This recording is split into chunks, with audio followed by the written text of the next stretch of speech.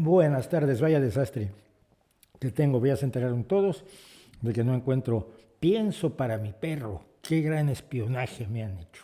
Es muy bueno hacerle un espionaje así a alguien que no existe, porque vamos a ver hoy que resulta que lo que está ocurriendo en Twitter en este momento es que yo no existo, soy una cuenta satírica. Esto es maravilloso.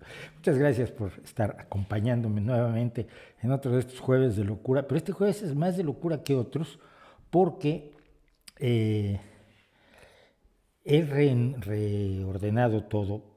Se fue acumulando basura en las pantallas que íbamos usando para el streaming y entonces decidí limpiarlo todo. Y el desastre es gigantesco. No lo dejé muteado uno.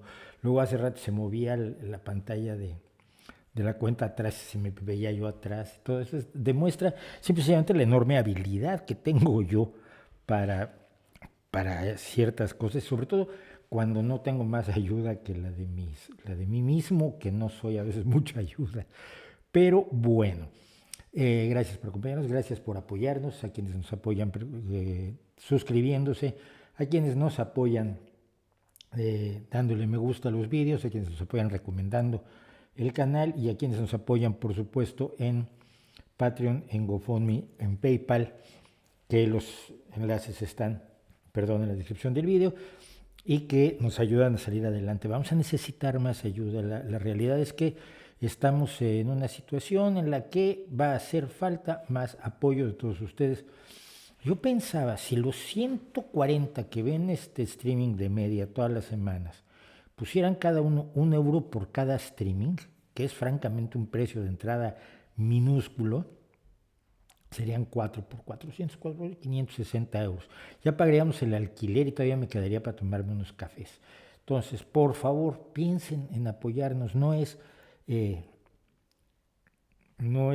muy feo pedir, pero es más feo de robar o es más feo de no poder seguir con el canal.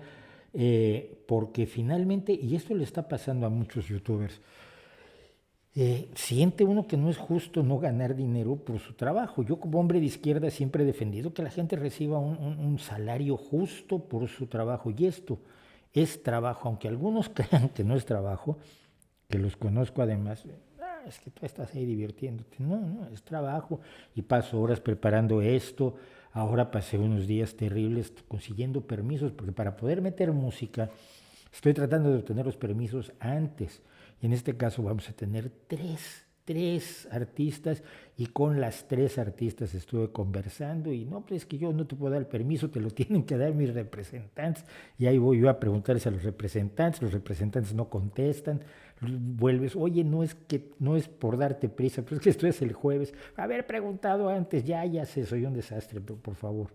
Al finalmente todos los permisos, vamos a ver a tres artistas, 6 trozos de vídeos vamos a ver el día de hoy.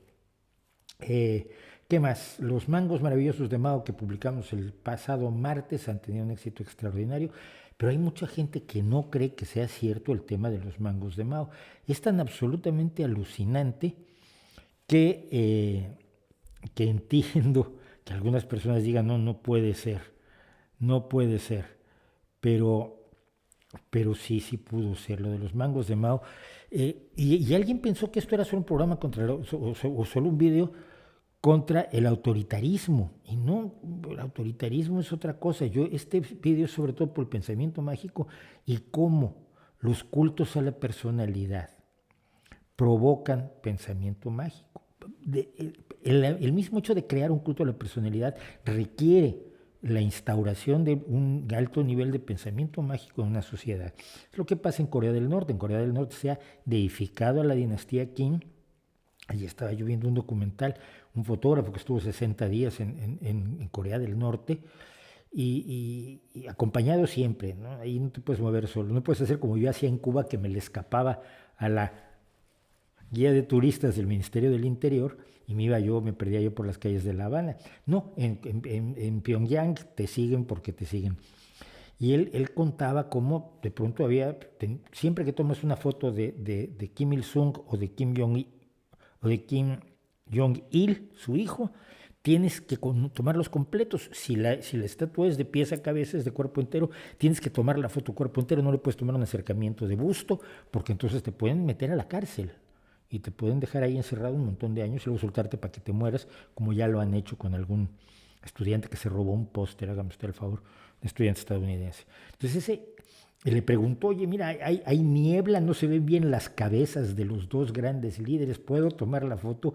Y el pobre guía de turistas pasaba así, y dice, pues no sé, bueno, tómale, luego la presentamos a la oficina, a ver si no te encarcelan. Este tipo de cosas requieren que se cree un pensamiento mágico, que requieren que se cree la idea de que hay una autoridad especial, una fuerza mística en el personaje al que se está endiosando, y es lo que pasó con Mao Zedong. Y ya que estamos en esto, y para empezar, en la parte inferior de la pantalla se nota la cámara. ¿Cuál cámara, hijo mío? Tengo aquí un ratón. Tengo aquí mi iPad porque es donde veo todo lo que tengo que hacer. Ah, ya, tienes razón. Se nota el monitor. Pues bajamos el monitor y ya no se nota. Efectivamente. No es la cámara porque la cámara no puede tomar la cámara. Por eso me parecía rarísimo. Pero no, si tienes razón, se veía un poco el monitor. Bueno, ya que estamos en esto, y sobre eso me preguntan, el observador, ¿no será que en Asia existe un colectivismo demasiado profundo en varias de esas sociedades, donde incluso llegan a suicidarse para defender las ideas de un líder? Es que esto ha ocurrido en todas las culturas, esto de las culturas asiáticas es una falsedad además. El otro día lo veíamos y lo vamos a ver hoy precisamente con el tema de las identidades. Esta idea de que en Asia son todos iguales y las culturas asiáticas comparten grandes... No es cierto. Son tan diversas como las culturas europeas. Y hay gente que se suicida por un líder, pero por favor, se tienes el caso de todos los que se suicidaron con Hitler, empezando por Goebbels, que no solo se suicidó él y su mujer, sino que mató a sus 6 hijos en el búnker de Hitler después de que Hitler se suicidó. Y una cosa es suicidarte tú para que no te pillen y te acaben enjuiciando y humillando como el asesino bestial que eres. Otra cosa es matar a tus 6 hijos. Es que cuando se habla de eso, del colectivismo, el colectivismo puede existir y puede darse en cualquier cultura, y la gente ha muerto por su rey. Date un paseo por la Edad Media y vas a ver cuántas personas morían por su rey. Entonces, no, esas visiones que tenemos de Asia generalmente son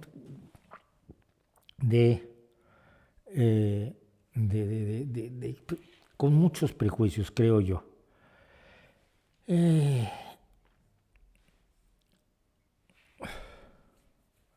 Bueno, lo demás lo voy a ver después. Quería comentar esto por lo de los mangos de Mao.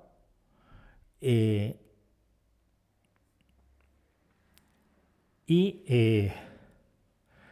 vamos a hablar hablando de culto a la personalidad, el culto a la personalidad del último gran dictador de Europa, que por supuesto es Alexander Lukashenko. Se pronuncia Lukashenko, aunque le decimos Lukashenko por costumbre.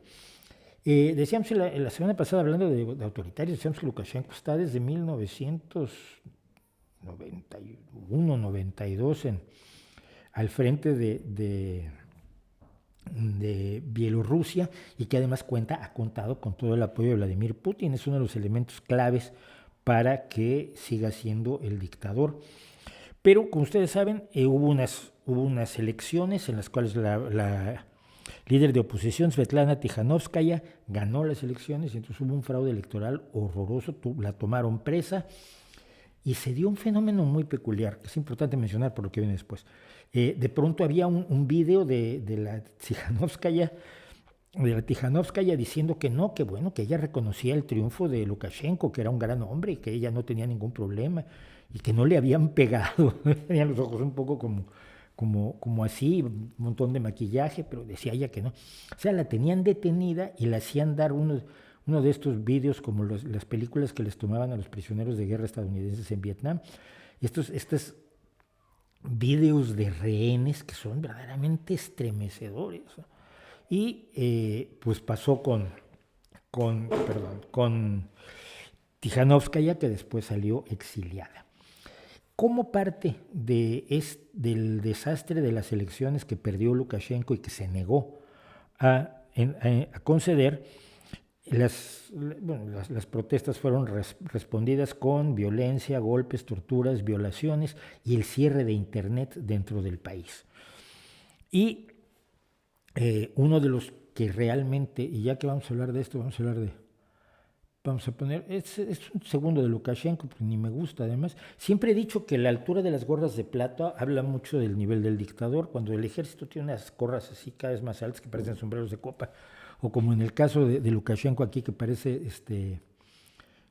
sombrero de mariachi, parece que en cualquier momento se arranca a cantar el rey, habla del autoritarismo de los personajes. Pinochet también usaba unas gorras de este alto, el ejército utiliza gorras de plato, generalmente más modestas. Bueno, pero el personaje aquí es Roman Protasevich. Roman Protasevich es un chico de 26 años, que cuando la selección, él ya había desde 2011, desde los 16 años, había sido arrestado por primera vez, oponiéndose a un dictador que está desde que él nació, o sea, él nació después de que Lukashenko tomara el poder en Bielorrusia, a la caída, al deshacerse la Unión Soviética y donde, vamos, en ningún lugar se estableció una democracia muy sólida en los países soviéticos, en las repúblicas exsoviéticas, pero en Bielorrusia lo que hubo fue esto, un desastre autoritario. Y entonces Protasevich empezó a oponerse y su trabajo fue militante, fundó un canal de Telegram llamado Nexta, que abandonó hace poco tiempo para pasar a trabajar en otro canal de Telegram cuyo fundador está en la cárcel, por supuesto, cortesía de Lukashenko, y que es Bielorrusia en el cerebro. Entonces, Raman Protasevich viene siendo como el Alexei Navalny de Bielorrusia, de Lukashenko, un sujeto que con el manejo de las redes y con el manejo de las comunicaciones le hace mucho daño al dictador. Y la reacción del dictador es ver cómo lo para. Y el pasado,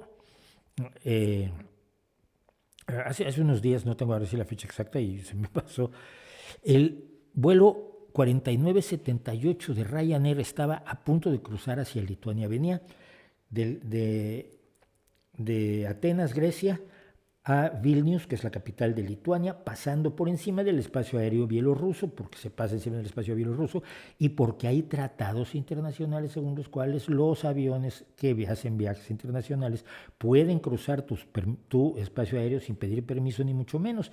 Son partes de la legislación internacional que permite que existan los vuelos, los viajes aéreos. Y lo que ocurrió fue que de pronto estuvieron tomándole fotos a Protasevich ya en el aeropuerto de Atenas. Ya venía con su chica y le dijo a su chica: tenemos un problema, están los espías de Lukashenko aquí. El aparato de espionaje de Lukashenko ni siquiera se molestó en cambiarse de nombre, se sigue llamando KGB. Putin lo cambió por FSB, es exactamente lo mismo, pero por lo menos se llama distinto. Y de pronto la torre de control del aeropuerto de Minsk en Bielorrusia dijo que jamás decía que había una bomba en el avión y que tenían que aterrizar. Y el piloto dijo: pues estoy más cerca de Vilnius que de Minsk, pues voy a Vilnius. Entonces apareció un avión Casa MiG de la era soviética, más viejo, pero que empezó a escoltar al avión ordenándole que aterrizara en el aeropuerto de Minsk. Cuando tú eres piloto de aviación civil y un avión militar te ordena que aterrice, tú aterrizas. Ahí no hay discusión. El piloto no tiene posibilidad de hacer nada. Protasevich fue detenido. A los 2 o 3 días apareció en otro de estos vídeos de rehenes con la cara hinchada, cubierto de maquillaje, diciendo que confesaba todos los delitos de los que se le acusaban. Para esto también, cuando llegó a Minsk, no solo lo detuvieron a él, sino que además arrestaron a su novia, algo muy común entre los autoritarios, el no solo atacar al disidente, sino a las personas que quiere, como una forma de presionarlo. Entonces dijo que confesaba todo. Las acusaciones que tiene en su contra Raman Protasevich son tales que le pueden costar la vida, puede costarle la pena de muerte. Entonces, se lo presentaron confesando todo y diciendo que no le habían hecho daño, no le habían ni tocado, lo habían tratado con una cortesía absolutamente delicada y versallesca, y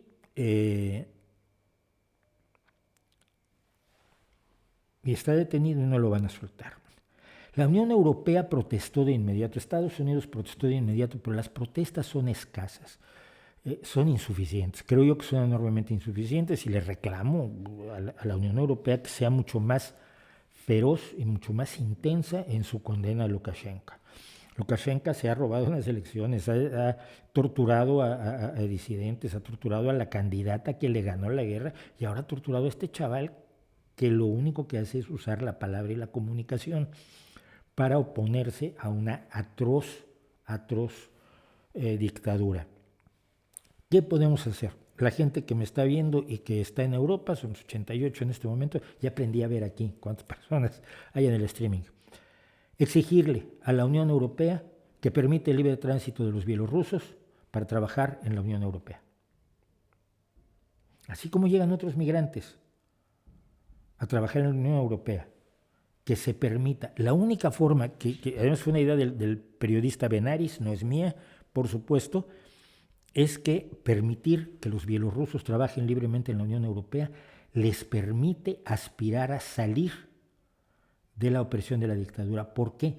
Porque no estando del todo mal la economía bielorrusa, y como decían de Mussolini, con los trenes saliendo a tiempo y llegando a tiempo, las protestas, además que fueron tan brutalmente reprimidas por la elección de Tikhanovskaya, no se van a repetir con facilidad, lo cual puede garantizar que esta bestia, Lukashenko, sea el dictador de Bielorrusia durante muchísimos años más. Y si Putin puede ser presidente hasta 2036, que ya decía yo que son 17 años, él y yo tenemos 66, dentro de 16 tendremos 83, yo espero estar aquí haciendo streamings y haciendo enojar a la gente, pero espero que Putin no esté torturando a la gente en Rusia y por supuesto que Lukashenko no lo esté haciendo en Bielorrusia. Pidámosle a la Unión Europea sanciones contra Lukashenko y que pueda trabajar todo bielorruso libremente en la Unión Europea, y es la única forma clara de empezar a minar el dominio de Lukashenko. Por cierto, que es una cosa tremendamente desagradable, es una continuación pues de lo que hablábamos de los autoritarios de la otra vez. Vamos a ver un segundo estoy tratando de hacer los segmentos más cortos, luego salen segmentos de 25 minutos y otros de 9, pero no siempre se puede, porque los temas duran lo que tienen que durar, lo que yo sé que lo que puedo compartir de los temas, que tampoco sé tanto en algunos casos. ¿Hasta qué punto cree que sea justo culpar a los clásicos como Adam Smith o Stuart Mill de las atrocidades del libre mercado del siglo XIX? Nada, absolutamente nada. Algunas cosas que dijeron evidentemente eran atrocidades, pero no es el que comete las atrocidades el que tiene la culpa, ¿no? Es el que interpreta a los filósofos de toda la cual manera. Obviamente si un filósofo dice hay que matar a los judíos, que lo hicieron los filósofos nazis, dices no, el filósofo tiene la culpa, pero no creo yo, no recuerdo, además he leído más a Stuart Mill que a Adam Smith, esto sí lo aclaro, a Adam Smith lo he leído muy poco, pero no recuerdo que en ningún momento dado dijeran que a la gente había que dejarla de morir de hambre. Si alguno lo dijo, pues miserable, y si es responsable, pero si no, pues no estoy convencido. ¿Qué tal le va con el tema de Colombia? No he podido estudiar el tema de Colombia, no me he podido meter en el tema de Colombia, he tenido muchísimo trabajo, hoy casi no había ni poetas. Entonces, no me queda claro, me queda claro lo que está pasando, y es que hay un problema de autoritarismo y de violencia en Colombia contra la ciudadanía, con protestas fundamentalmente legítimas, pero en las que también se están subiendo obviamente los de siempre. Cuando tú tienes una reivindicación concreta, siempre llega algún activista que te dice, bueno, sí, pero hay que pedir, aparte de pedir un aumento de sueldo, hay que pedir la revolución social, que acaben con el patriarcado, que acaben con el capitalismo, que acaben con el imperialismo y que Estados Unidos nos regale helados para todos. Es para lo que están los activistas, para subir la apuesta, a veces tanto que las reivindicaciones concretas quedan aisladas. Siento que eso ha pasado en cierta medida, pero no tengo claros los mecanismos. Colombia es un enorme, enorme interrogante para todos en América Latina, ¿eh? No crean que nada más soy yo. Colombia ha resultado tan enormemente compleja que no es fácil. Yo creo que hay colombianólogos que pueden hablar claramente de esto y que no soy yo. Yo lo más que puedo hacer es decir las obviedades de siempre. Estoy en contra de la represión del gobierno, estoy en contra de los activistas que aumentan la apuesta tanto para hacer imposible solucionar ciertas cosas, y estoy absolutamente a favor de que el pueblo colombiano tome las decisiones referentes a su futuro, a su situación, a sus gobernantes y a la forma de su convivencia, cosa que al parecer no le han dejado hacer. ¿Cree que la pésima situación laboral de los jóvenes en España puede provocar un ascenso del fascismo? Sí, bueno, es uno de los elementos que influye en el ascenso del fascismo, pero precisamente por eso tenemos que dejar muy claro que una organización fascista como Vox no va a resolver el problema del desempleo. Fingiendo que no deja trabajar a los inmigrantes, no va a resolver la situación de desempleo. Miren, en la pandemia no hubo suficientes inmigrantes para recoger las cosechas en Almería, en estos grandes mares de plástico que son los invernaderos de Almería. Se necesitaba mano de obra.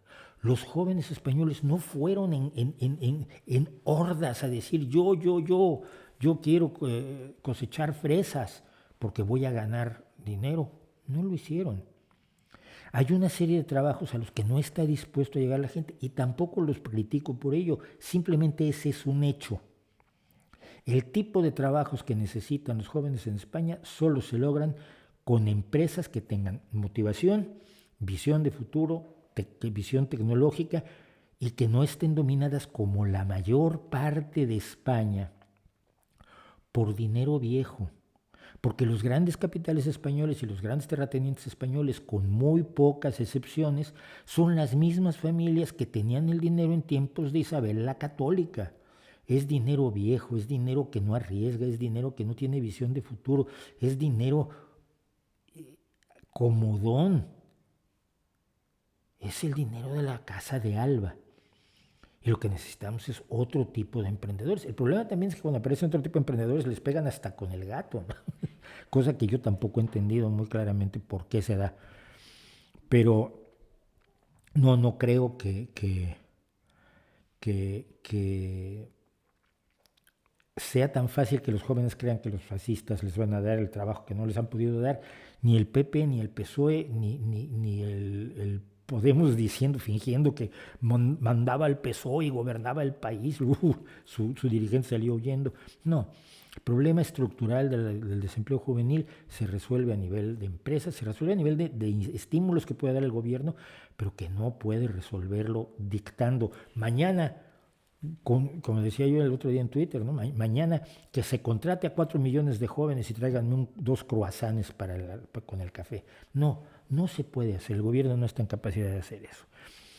El año pasado un periodista consumió dióxido de cloro en vivo, algunos lo defendieron diciendo que ella aclaró que no lo recomendaba, solo mostraba lo que hacía, realmente su justificativo. A ver, tú puedes consumirlo sin que te pase nada, pero puede pasarte algo. Depende de la cantidad que consumas, depende si es de verdad eso lo que estás consumiendo. Tú dices que lo consumiste, yo puedo no creerte.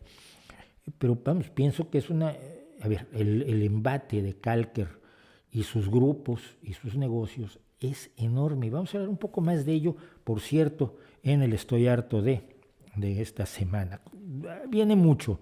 Pablo Borrero, muchísimas gracias por el superchat. Jaime Hudson Trepiedi, muchísimas gracias por el superchat y por la propina. ¿Por qué no haces un video artículo sobre el aterrador proyecto MK Ultra? No sé, hay 1000 cosas que no hago, pero igual lo podría hacer algún día.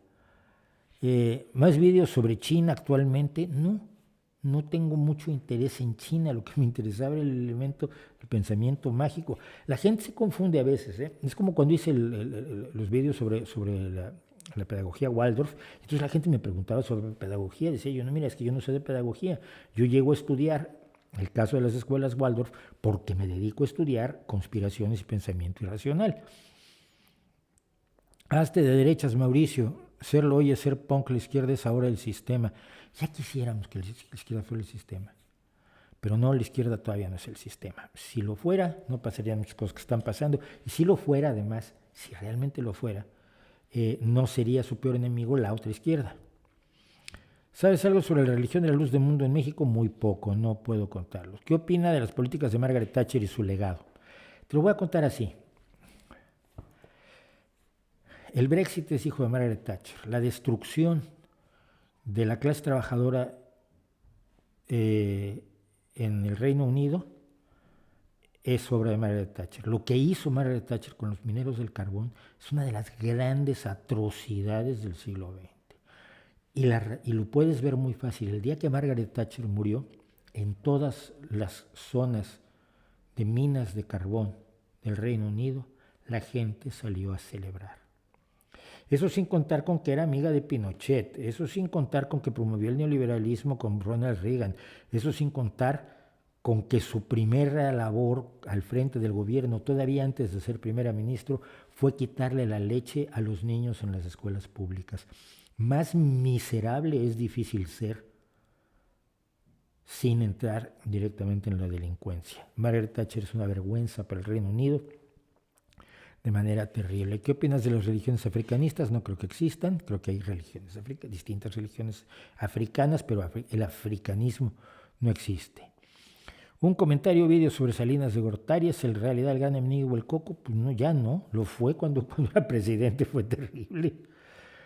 Cuando era presidente fue el enemigo, no creo que ahora lo sea, no estoy tan convencido de que lo sea, pero los partidos de izquierda en México, que en realidad no son partidos de izquierda, son partidos López Obradoristas ya en su mayoría, en su totalidad, por lo que hacen es están buscando chivos expiatorios continuamente. Entonces un día es Claudio X González, otro día es Salinas, otro día es Broso, otro día seré yo. Siempre tienen que tener a alguien a quien echarle la culpa antes de otra cosa. Bueno, pero llegando a casi la media hora, bueno, un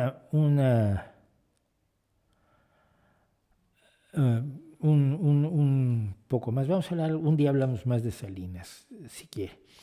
¿Conoce a los chicos del Jacobino? Creo que te dirá una buena charla. No, no los conozco. No conozco a nadie en YouTube, ese es otro problema.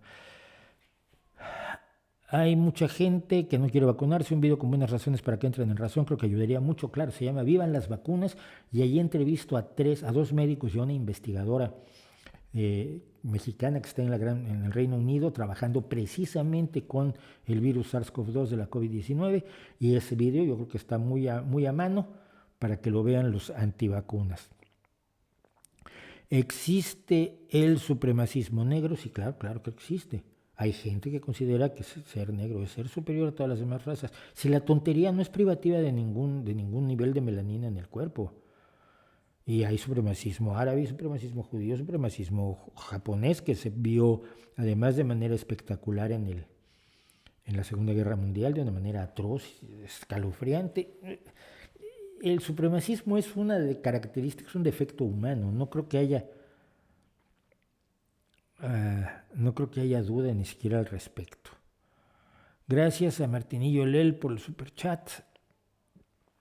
¿Cómo convence a unos buenos amigos para que no dejen la educación de sus actos hermanos de la educación Waldorf? No lo sé, chico. Dales información y si la información no les basta, ¿qué quieres que hagan? Yo no creo. No doy mensajes de autoayuda porque no creo que sirvan tanto, ¿no? Dar información a gente que está dispuesta a escuchar información es útil. Gente que no está dispuesta a escuchar información, no se les puede convencer. Tienen que darse cuenta del daño que le pueden hacer a sus hijos, nada más. Tras cada dictador existe un país democrático poderoso que pone a dicho dictador por conveniencia propia e intereses económicos. Sí, hombre, Beto, no, Beto, mira. Detrás de los dictadores de toda la Europa Oriental no había un país democrático, había un país autoritario unipartidista que era la Unión Soviética. Detrás de la dictadura de Corea está China, que no es un país democrático. detrás de Cuba estaba también la Unión Soviética. Entonces, esta idea de que los países, entre comillas, democráticos son los malos de esta película es simplificar demasiado las cosas. No, no, no. Y sobre todo, no siempre son los intereses económicos. Esta visión marxista tenemos que dejarla un poco a un lado. Hemos podido ver, sobre todo ahora, sobre todo con el crecimiento del terrorismo islamista, y con el crecimiento posterior del terrorismo cristiano, del terrorismo que mata a docenas de jóvenes en una isla en Noruega por el delito de ser socialistas, o que va y asesina a musulmanes en mezquitas en Christchurch, en Nueva Zelanda, o que comete otra serie de atrocidades en los Estados Unidos. No todos son intereses económicos. Ya sé que Marx dijo que lo único importante era la economía, que era el motor de todas las acciones humanas, pero no es cierto. La religión, el racismo, las convicciones religiosas, las convicciones místicas, las convicciones irracionales pueden ser mucho más fuertes que la economía. Y Bertrand Russell, después de estar con Lenin en 1921, en su libro Práctica y Teoría del Bolchevismo, daba un ejemplo muy sencillo. Si Marx tuviera razón, no pasaría el siguiente escenario. Si hay un candidato a favor de los obreros, pero ateo y antirreligioso, y un candidato antiobrero de los patrones y millonario, pero católico, es probable que el obrero católico vote por aquel, aunque va en contra de sus intereses de clase. ¿Por qué? Porque la economía no lo es todo. El ser humano es un animal complejito, y el tratar de simplificarlo con esos constructivismos sociales de un solo factor nunca ha funcionado como debe. Pero bueno, se nos va el tiempo, así que vamos a hacer esto.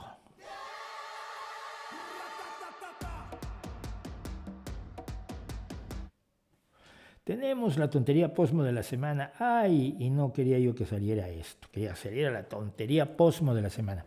Tuvimos una semana tremebunda en el mundo de la observación de lo posmo. Miren, a una chica que habían contratado para la Associated Press, cuando era joven había escrito un post en contra de Israel. Ella es judía, por cierto, a todo esto, ella es judía, pero está en contra de lo que hace Israel, en gran medida contra los palestinos. Y escribió una vez en Facebook un post comentando el tema. Le dijeron que desde que entró a la AP ya no podía decir sus propias opiniones. Dijo ella, vale, ya como reportera no puedo dar mis propias opiniones, lo cual es muy razonable. Pero alguien se puso listo, fue a desenterrar, a hacer este tipo de arqueología malévola de los cazadores de herejes que tenemos, estos Bernardos Guiú modernos. Fue a hacer arqueología a su Facebook y descubrió ese post donde se oponía a Israel, y se lo lleva a la AP, y la AP, en lugar de decir, vale, pero eso lo hizo cuando era más joven, y además ahora esto ya cambió desde el día que la contratamos, la echaron. No estuvo más que unos pocos días, esto era terrible ya. Iba para la tontería posmo de la semana, hasta que una serie de personas pidieron que se quitara una estatua de Marilyn Monroe que se acaba de inaugurar. Es una estatua donde está ella, como está en la Comisión del Séptimo Año, no sé cómo lo pusieron en España. Los títulos de las películas cambian mucho, pero es la famosa escena en el respiradero del metro de Nueva York, donde tiene este halter precioso blanco y el aire caliente al pasar un tren del metro hace que se le levante la falda. Es una de las escenas más clásicas del cine, pero ahora han decidido que es una escena sexista que humilla a Marilyn Monroe y que es en contra de las mujeres, y hay que tirar la estatua. Esto iba para la tontería posmo de la semana. Se los juro, hasta que me enteré de que en una escuela un grupo de profesores habían hecho que los niños le pidieran perdón a las niñas porque el género masculino a veces tiene violadores y sexistas y gente que ofende a las niñas y que ataca a las mujeres y que humilla a las mujeres, todo lo cual es cierto. Pero son unos niños de escuela, de primaria, de pronto ven que los están diciendo como tu género hizo esto, tú eres culpable, pide perdón. Y esto es como López Obrador pidiendo que los españoles de hoy le pidan perdón por lo que pasó en 1521, ¿no?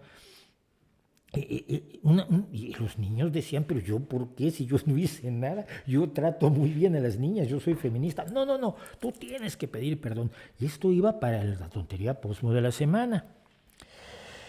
Pero no, tuvimos esto que es lo más absurdo. A ver, Correos junto con SOS Racismo, esto no es una locura de Correos solo, Correos junto con SOS Racismo acaba de sacar estos 4 sellos y dice que creemos que el valor de una persona no debería tener color, pero sabemos que en las sociedades racistas, las personas que mientras más oscuro es el color de tu piel, algunos imbéciles creen que tienes menos valor. Entonces vamos a hacer unos sellos reflejando esa injusticia horrorosa. Mientras más oscuro sea el sello, menos valor tiene. Estamos tratando de reflejar de manera que se denuncie esta barbaridad de considerar que una persona o una persona por tener la piel más oscura tiene menos valor. Y se armó la del pulpo, hermanitos. Racistas de mierda. Correos ha perdido toda credibilidad. Correos demuestra el racismo institucional de toda España. En Correos denigran a los negros haciéndolos que valgan menos que los blancos. O sea, todos estos ataques absolutamente viscerales que no entendieron qué era lo que se intentaba. La ejecución de la idea, que es todo lo buen intencionado que ustedes puedan querer, y joder, estando allí, sos racismo, es evidente que la intención es el combate al racismo. Al que se le ocurrió esta idea se le debía haber dicho no seas tonto. Y al que lo aprobó en Correos y en Sos Racismo hay que decirle no sean tontos. La idea es bien intencionada, pero la ejecución es tal que deja la idea precisamente contraria. Que mira, esto se podría resolver muy fácil poniendo que todos los sellos de distinto color, todos valgan lo mismo. Por ejemplo, es una de las soluciones que podíamos tener. Era tan alambicada la ejecución, fue tan absurdo, tan retorcido todo que te tienes que leer 2 párrafos para entender por qué estaba esto allí. Y bueno, la gente para condenar el racismo ajeno, el racismo muchas veces imaginario, pues no se va a leer 2 párrafos. Eso es demasiado esfuerzo intelectual para muchos. Entonces, en este momento se está cocinando a Correos en Twitter con el hashtag Equality Stamps, porque ha demostrado ser racista. Correos es racista. Yo no sé si Correos como institución, una institución puede ser racista. No sé, es como el deseo de encontrar a quien culpar de algo y demostrar que tú eres más virtuoso. Esa es la esencia fundamental de lo que yo veo en esta acción Posmo. Pero las cosas fueron aún mejores.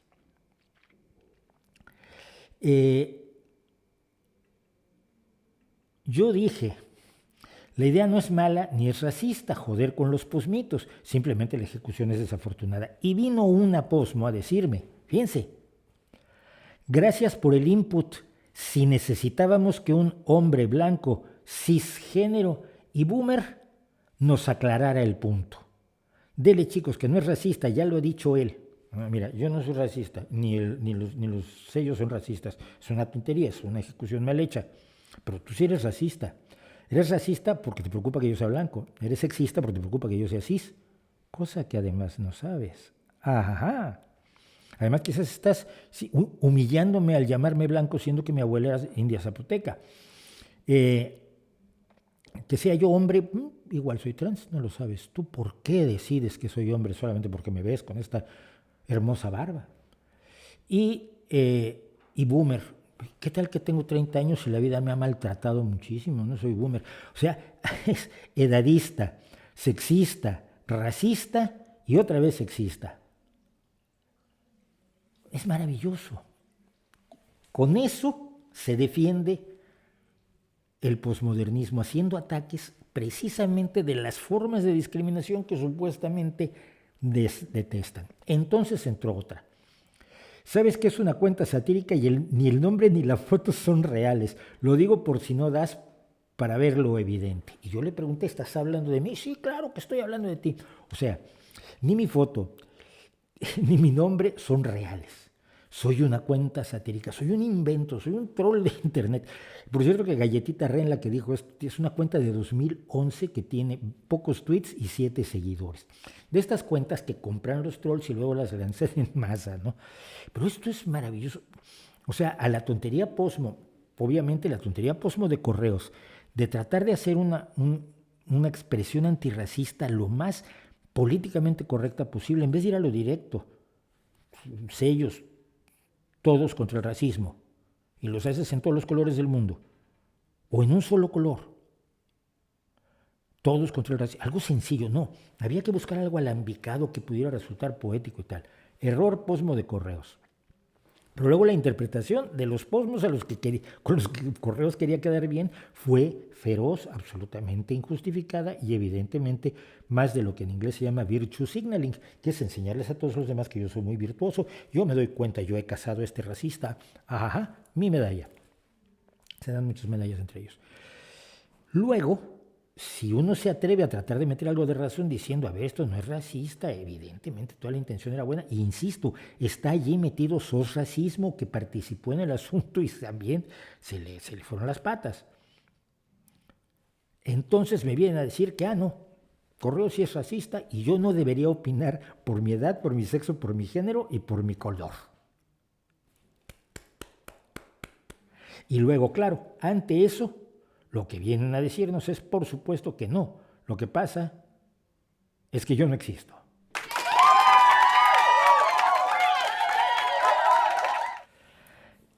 En serio estamos allí. En serio estamos allí, hijos míos. Hay que rescatar la razón del posmo, de verdad, porque tú no puedes ser antirracista a lo idiota. Tú no puedes ser antirracista siendo racista. Tú no puedes ser antisexista siendo sexista. Tú no puedes crear un mundo mejor empeorándolo todo y buscando a quien embarrar todos los santos días. ¿Qué es lo que hace el posmodernismo? Le llamamos posmo sabiendo que no es estrictamente la filosofía posmoderna, etcétera, o postestructuralista. Le llamamos woke, aunque tampoco lo sea, por no llamarle por su nombre, que es, son idiotas de verdad.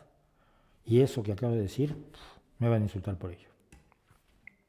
Bueno, continuemos y prosigamos a ver hasta dónde podemos llegar. Beto Villar, no, ya habíamos hablado, ya le había dicho. ¿Crees que en América Latina comience a haber más dictadores a mediano plazo? No tengo idea, Carlos. Ojalá lo supiera, pero si no hay forma de saberlo. Nuevamente, quienes te hacen predicciones es porque utilizan unos pocos elementos y tratan de sacar conclusiones de esos pocos elementos. Yo estoy consciente que el universo es enormemente complejo y entonces las cosas así muy sencillas te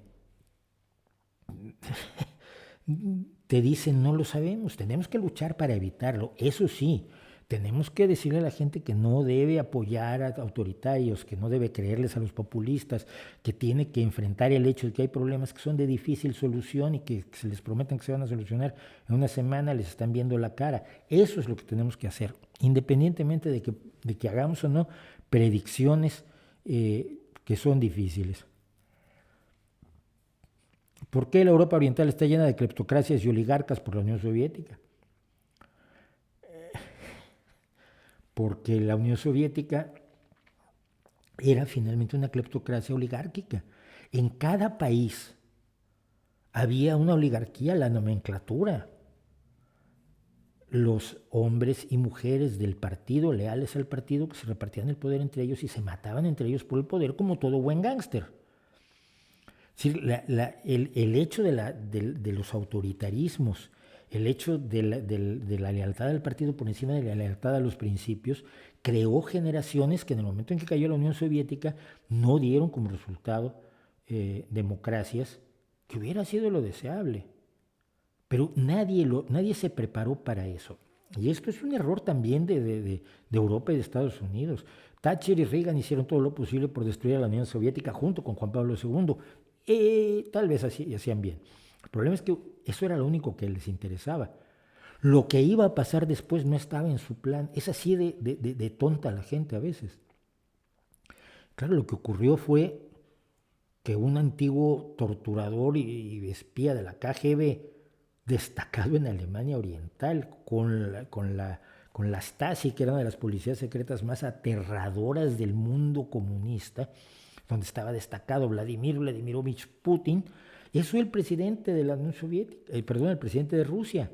Y Lukashenko, que era el jefe del Partido Comunista, es el jefe de Bielorrusia. Y si ustedes ven a los líderes actuales, todos eran grandes jefes del Partido Comunista, incluidos los que arrancaron la destrucción de Yugoslavia por la vía del racismo y los odios étnicos. Todos ellos eran altos miembros del Partido Comunista Yugoslavo. Así que no me parece tampoco tan difícil. Detrás de al menos las... Beto, insistes, te voy a contar por qué no. Detrás de al menos las dictaduras de Chile y Argentina claramente estuvo Friedman, sus Chicago Boys y el experimento monetarista. No. El experimento monetarista y Friedman son llamados posteriormente por Pinochet a instancias de Thatcher como amiga de Pinochet. Pero el establecimiento de las dictaduras no tiene nada que ver con eso. El establecimiento de las dictaduras tiene que ver con la Guerra Fría. Son parte del teatro de la Guerra Fría, donde se peleó a tiros la guerra entre la Unión Soviética y Estados Unidos. Punto. Y seguimos sin darnos cuenta de que América Latina fue un teatro de la Guerra Fría, porque nunca se mataron un ruso y un soviético y un estadounidense, pero se mataron los financiados por los soviéticos y los financiados por los estadounidenses. A Estados Unidos no le interesaba tanto la economía como la hegemonía política. Estados Unidos temía que si el comunismo entraba en América Latina, se iba a producir el efecto dominó del que hablaba Ronald Reagan, todos los países se iban a volver comunistas y Estados Unidos estaría amenazado en su integridad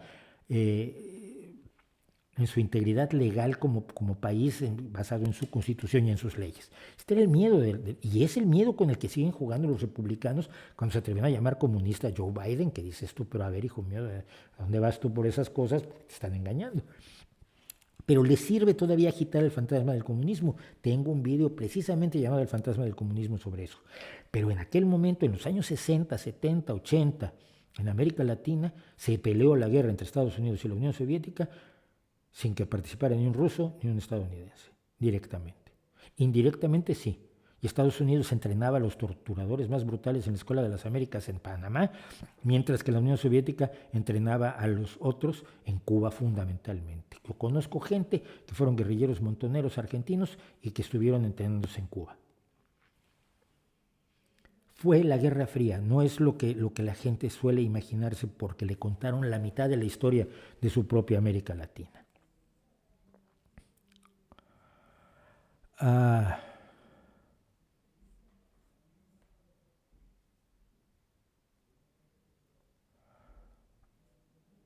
Dice David Treviño, otra vez que tan viable es que hay en Bielorrusia o Venezuela algo similar a la Revolución Romana del 89. Pues no lo sé, nadie lo sabe. Lo que sí ha hecho es que Lukashenko ha estado luchando precisamente por evitar que haya una revolución de colores en su país. Esto es por lo que ha estado luchando. ¿Sabe si la terapia génica se ha usado para hacer vacunas? Si conoce algún ejemplo, sí, claro, las vacunas, todas las vacunas que se están utilizando contra la COVID se utilizan terapia génica, lo cual no quiere decir que afecten el ADN.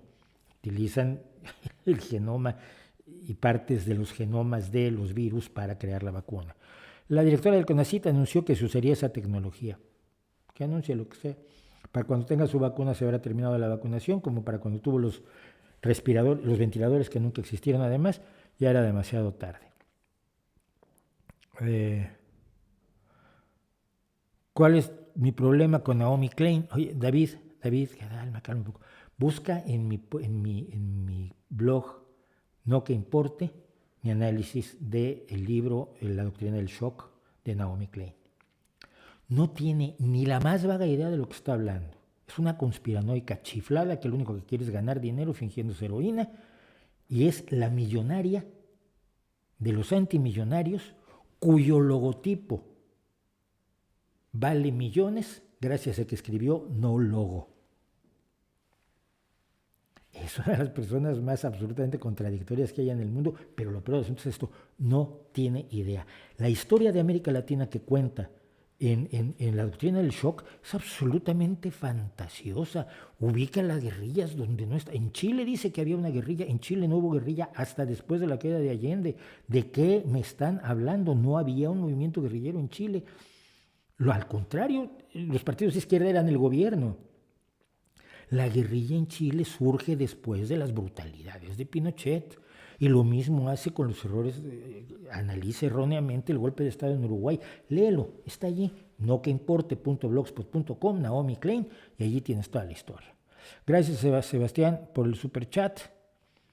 Que me encantó, no por Dios, ¿cuándo sale la segunda parte? No hay segunda parte, ahí está todo. Lo que hay es que hay que agregarle cosas, y estoy hablando con mi editora, que es además mi hermana queridísima, que es la encargada de Cazador de Ratas, para hacer una segunda edición con algunas correcciones y aumentándole un par de capítulos, pero no da para una segunda parte, no. Bueno, y estando en esto, vamos a contar una historia más. Y esta historia es la de las identidades idiotas. Precisamente hablaban de religiones africanistas, y si los asiáticos piensan de tal manera, y dices, pues es que es muy raro eso. No son prejuicios, y son prejuicios de lo más estúpidos. En Estados Unidos, a partir de que Donald Trump habló de que le echó la culpa a China del virus, le echó la culpa de hacer el virus, incluso si el virus hubiera escapado del laboratorio, sigue sin ser un virus fabricado para hacernos daño. Un desastre biológico también lo puede tener cualquiera. Pero cuando esto me ha hecho girarme hacia el lío que tienen en Estados Unidos con las identidades. Sobre todo por esto, a Kamala Harris le dijeron que estaba siendo demasiado cercana a sus raíces negras, pero no estaba siendo lo suficientemente asiático-estadounidense. La madre es indostana, el padre es jamaicano. Y entonces le están exigiendo que equilibre proporcionalmente, supongo que de acuerdo a la cantidad de su sangre, porque esto es muy de la Alemania nazi, de la Nenerve, del nacimiento correcto. ¿Qué porcentaje tienes tú de identidad negra por la sangre que tienes, tus genes, y qué porcentaje tienes de identidad asiática? Y entonces tu accionar político todos los días tiene que equilibrar esos porcentajes. Es como si yo el 14% que tengo de zapoteca de mi abuela tuviera que equilibrarlo con la mayor parte que tengo de español, más las partes que tengo de irlandés y de italiano, que por ahí tengo, ¿no? Entonces, tendría yo que tener también 3 días al año celebrar mi identidad italiana. Pues, los genes no dan identidad. Entonces hay algunas, pero todas las identidades que hay en Estados Unidos son ridículas. La identidad afroamericana.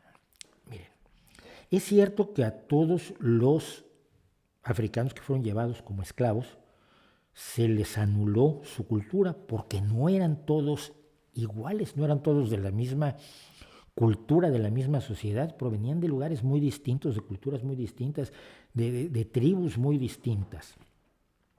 Pero a todos se les borró su cultura y se les creó una cultura esclava. Esto es absolutamente cierto, y allí se puede decir que hay una cultura afroamericana, afroestadounidense o esclavo-estadounidense.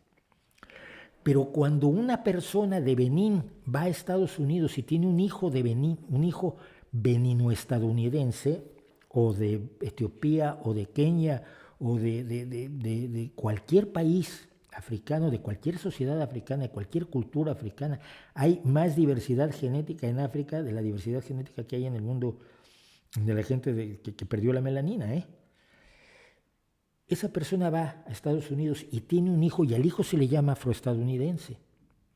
Y no tiene la cultura que se ha derivado de los esclavos y de lo poco que conservaron de las culturas que trajeron de África. El banjo y los cantos y cierta visión musical, cierta visión estética, pero que es poco lo que quedó en realidad.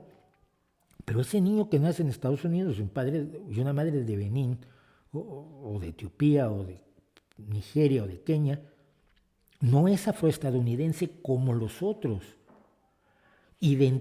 Pedirle que se identifique es finalmente decirle que tiene que identificarse con algo que le es ajeno. Pero es mucho más grave cuando entramos con los hispánicos, porque entre los hispánicos están desde los cubanos, puertorriqueños, dominicanos, centroamericanos, sudamericanos, argentinos, mexicanos y españoles. Y a veces meten a los portugueses. ¿Tenemos la misma cultura? ¿Tenemos la misma identidad cultural? Pues claro que no. Es claro que un español no tiene la misma identidad cultural que un argentino, que deberíamos ampliar nuestras horizontes, obviamente, de identidad cultural, pero es claro que el argentino nace oyendo tango, el español puede nacer oyendo guitarra flamenca y luego tendrán que beber de fuentes cruzadas. Pero Estados Unidos los iguala a todos. Todos ustedes son hispánicos. Y me lo piden, ¿usted cuál es su raza? Ninguna. Dios mío, ahora tengo mudanza de muebles aquí arriba, ustedes disculparán. No tengo, o sea, no me puedo identificar, soy diferente. Al mismo tiempo que soy obviamente igual como ser humano, culturalmente soy diferente de los argentinos, porque me crié comiendo maíz y frijol en vez de comer asados, y me crié oyendo mariachi antes que de oír tangos, y por lo tanto podemos tener reivindicaciones comunes, pero si vas a jugar a las identidades, tenemos identidades distintas. Si no quieres jugar a las identidades, yo tengo la misma identidad que cualquier afroestadounidense. Lo que no puedes es jugar a la mitad de las identidades. Y entonces vinieron los asiático-americanos. Y en los asiático-americanos van desde los indostanos y los pakistaníes hasta los japoneses y los chinos. Todos. Miles de millones de personas metidos en una sola identidad porque les conviene. No sé si le convenga al gobierno, pero ciertamente a los del Postmo les conviene muchísimo esta tontería. Todos ustedes son asiático-americanos. Pues que mi cultura es pues, de cualquier lugar de la India, de Kerala. Yo soy una persona de Kerala, tengo las costumbres de Kerala, me identifiqué con Kerala. No, pero tú eres igual que alguien que nació en Shanghái, ¿no? O alguien cuyos padres nacieron en Shanghái. Tú naciste en Estados Unidos como hijo de gente de Kerala y otro nace en Estados Unidos como hijo de gente de Shanghái. Ustedes son iguales. Los igualo en la misma identidad y les exijo que respondan a mi visión de las identidades. ¿Perdón? Yo como enemigo de las identidades evidentemente voy a decir siempre que todos somos iguales y que es absurdo hacer todas esas divisiones que hacen los estadounidenses, que pretenden, y lo decía Juan Soto Ibarza en la entrevista que le hice con mucha claridad y agudeza, que creen que las razas crean cultura, que creen que el contenido de los núcleos de tus células te comporta una cultura. Si naciste negro, prácticamente tienes que tocar la armónica, pero espérate, no eran eso, no llamábamos eso prejuicios, no decíamos que era terrible que se pintara siempre a los negros comiendo sandías, y de hecho se considera racista sugerirle cosas de sandías a una persona negra porque el estereotipo fue muy desagradable a fines del siglo XIX, principios del siglo XX. Lo que estás haciendo es enchufarles otro estereotipo. Tú tienes que hacer rap y tienes que identificarte con la cultura negra de los Estados Unidos porque eres negro. Tienes que identificarte con la cultura asiática porque eres asiático. Que esa cultura asiática sea enormemente diversa. Jugamos a las identidades hasta donde nos conviene, cerrando los ojos al hecho de que estamos metiendo categorías artificiales donde si quisiéramos meter categorías, tendríamos que meter una enorme diversidad de categorías distintas que al mismo tiempo nos llevarían forzosamente a entender que es estúpido crear ese tipo de subdivisiones entre los seres humanos. Porque al final, todos, con muy poquitas excepciones, somos iguales, comemos igual, miramos igual, besamos igual, nos queremos igual, odiamos igual. Y podemos educarnos a disfrutar todo lo que es la experiencia humana igual que todos los demás. Me enferma la idea de las identidades que ha creado Estados Unidos, que ha creado el posmodernismo, junto con las tradiciones racistas de los Estados Unidos, donde te exigen adscribirte a la identidad que te imponen y luego se enojan cuando alguien te impone otra identidad. Y cuando dices que no aceptas ninguna identidad, que no te aceptas como yo, que no me acepto como blanco porque no soy blanco, en el sentido lato de la palabra, porque España no tiene gente blanca. España tiene una mezcla de todos los que pasaron por aquí, cartagineses, griegos, romanos, godos, visigodos, ostrogodos, vikingos.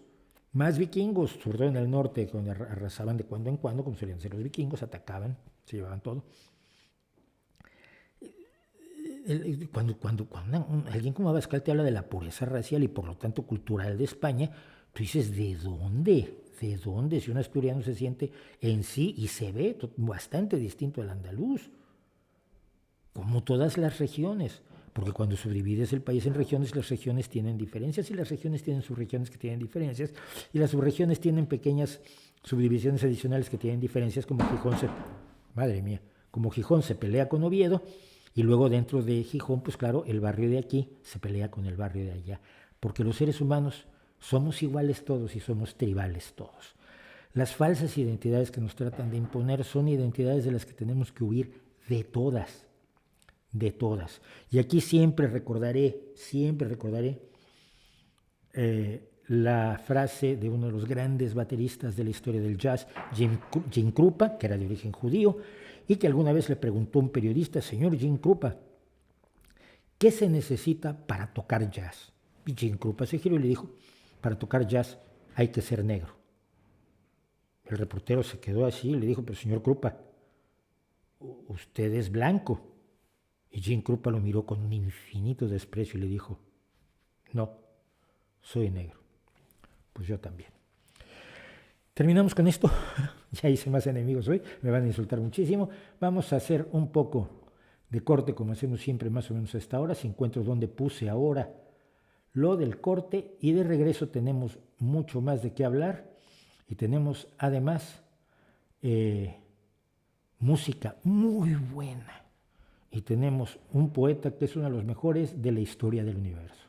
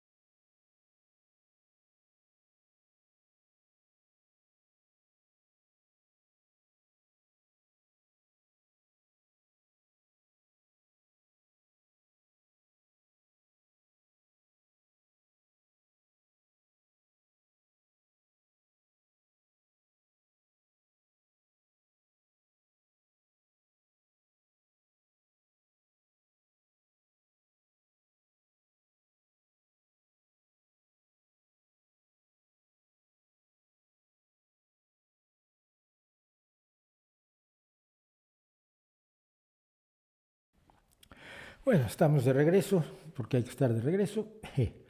Por supuesto, ya saben que si ustedes conocen grandes empresarios, conocen grandes emprendedores, conocen gente que está en capacidad y necesidad de difundir su mensaje, pues hombre, un espacio como este podría tener un bonito anuncio. Yo me presto para hacer el anuncio mientras no sea de nada contra lo que yo esté éticamente.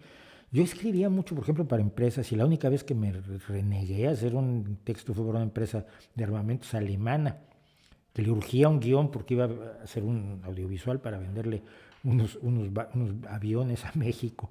Yo dije, no, como dijo Serrat, entre esos tipos y yo hay algo personal, no puedo hacer el guión, perdí al cliente, me insultó, nunca me volvió a dar trabajo ese cliente porque lo había yo dejado tirado.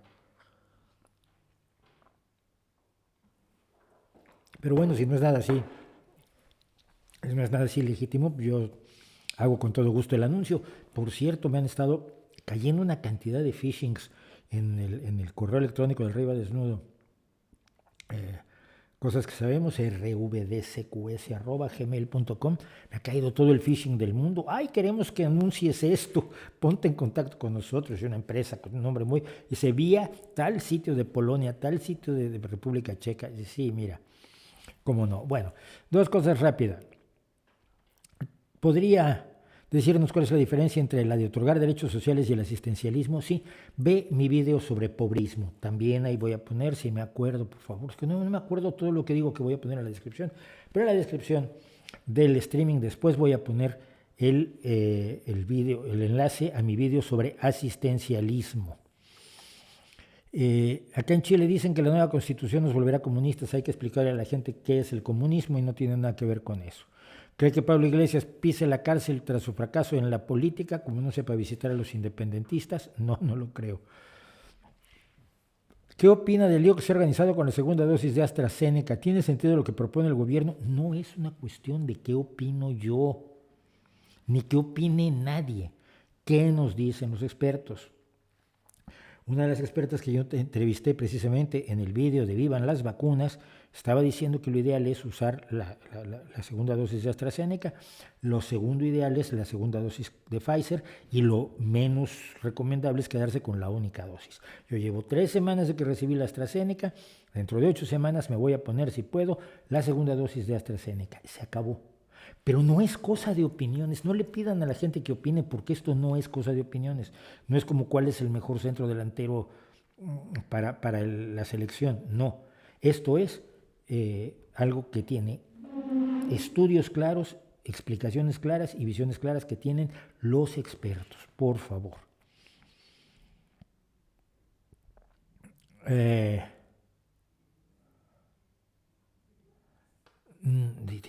Michael y sus teorías. Michael González tiene un problema, y se lo voy a decir ahora, así, entre amigos. El problema es que eres de derecha y no quieres ubicarte. Entonces quieres de alguna forma justificarlo todo. Eso me da mucha risa. Por cierto, tengo un mensaje muy, muy concreto para alguien que me ha hecho 2 veces una pregunta muy amplia y bien documentada acerca de las criptomonedas, de las que sé poco. Y de las que me estoy documentando. Antonella Ventura, de Argentina, en varias ocasiones, en 2 correos y ahora en un chat, me ha pasado un montón de información, sobre todo la gente que dice, que compara a una criptomoneda como el Doge, que es la del perrito, con el peso argentino. Y el problema es que no lo puedo responder así en el streaming. Te voy a pedir que esperes unas 2 semanas porque voy a hacer un video que parece que no tiene nada que ver con esto, pero que tiene todo que ver con las criptomonedas, que es un video sobre la burbuja de los tulipanes en Holanda. Creo que con la burbuja de los tulipanes en Holanda vamos a explicar muy bien el problema del valor del dinero y el problema de las criptomonedas, que como pueden ser una gran solución, pueden ser un desastre absoluto y nadie lo puede prever. Eso es lo más curioso, pero tenemos datos, tenemos ejemplos históricos como el de la burbuja de los tulipanes que nos puede enseñar.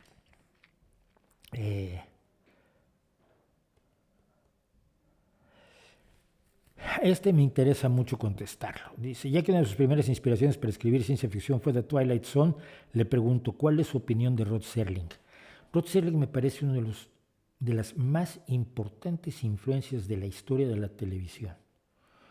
Un hombre con una enorme capacidad para contar historias, tanto las que escribía él como las que adaptaba él para la televisión, un extraordinario director, un hombre que manejaba con una precisión impresionante las emociones y las expectativas del público en un drama de 3 actos, porque la televisión como se escribía ahora se hace menos, en Estados Unidos se sigue haciendo, pero el esquema se ha perdido en el resto del mundo, sobre todo ahora que amontonamos, en España pasa mucho esto, es una tragedia, cuando pones una película y no hay anuncios, pero 10 minutos antes que termine la película te ponen una hora de anuncios porque saben que no te vas a ir porque quieres ver el final de la película. Entonces una cosa, es un horror.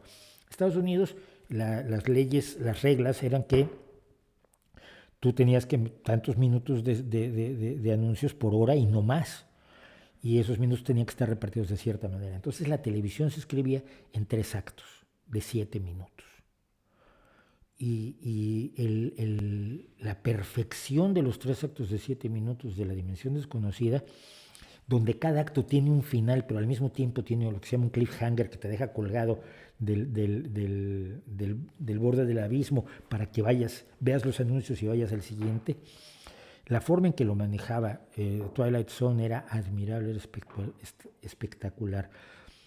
Es uno de los tipos a los que más admiro yo, sobre todo porque él hace de Twilight Zone, y ya lo conté, pero lo vuelvo a contar encantado, porque una vez hizo un drama, él escribía para televisión, hizo un drama donde un jurado de blancos juzgaba a un negro y le dijeron esto no lo vamos a filmar y esto no lo podemos meter, porque evidentemente lo que hacía era una crítica de cuando gente que está en contra de ti, no que sean del mismo color que tú, que están en contra de ti, sean los que te juzgan, pues estamos fritos, ¿no?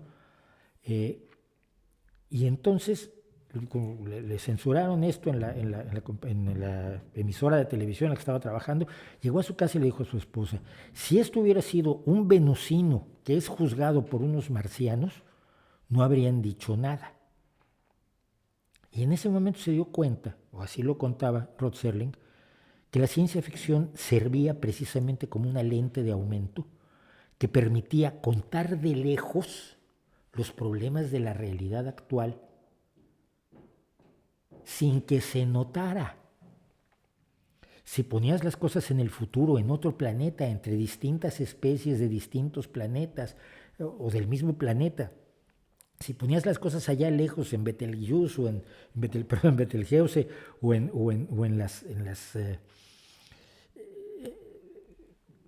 las galaxias lejanas, podías contar los problemas de hoy sin que entrara la censura. Y ese fue el gran valor de la ciencia ficción en gran medida en muchos momentos, como lo comenté con Star Trek.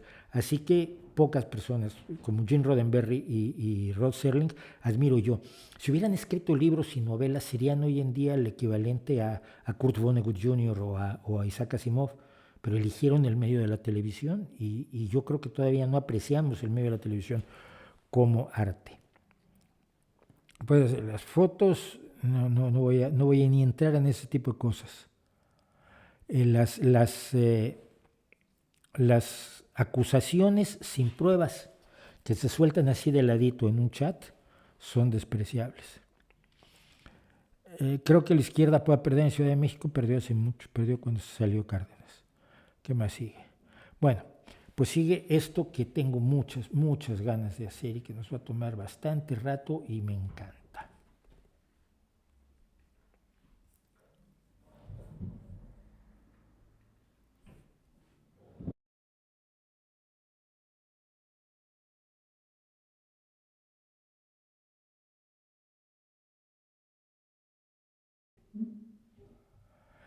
Bueno, voy a hablar de estas 3 mujeres y voy a poner mucha música y va a haber poco rollo. Son 3 mujeres que comparten las siguientes características. Son excelentes cantantes. Son instrumentistas, salvo la de abajo, Kelly Hunt, no es multiinstrumentista, pero tanto la de arriba, que es Christina Bain, como Rachel Wyman, son multiinstrumentistas, pero sobre todo son compositoras. Yo lanzaba hoy un tuit a ver si pegaba y no pegó para nada. El tuit preguntando, perdón, hacerme un lado. El tuit preguntando, denme el nombre de 5 cantautores españoles jóvenes que estén en activo hoy. Y la respuesta que recibí fue uno de esos silencios así como de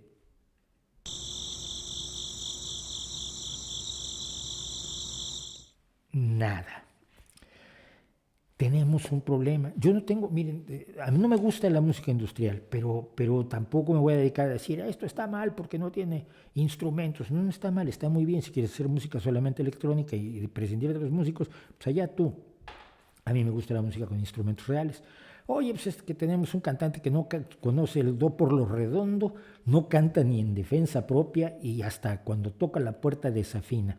No hay problema, le ponemos un productor y le ponemos autotune y le ponemos una base rítmica y le ponemos un sintetizador del tamaño del mundo y le ponemos un sampler con ritmo de trap y que él diga hay algo y ya lo convertimos en una estrella. Bueno, si lo quieren hacer, miren, háganlo, está muy bien.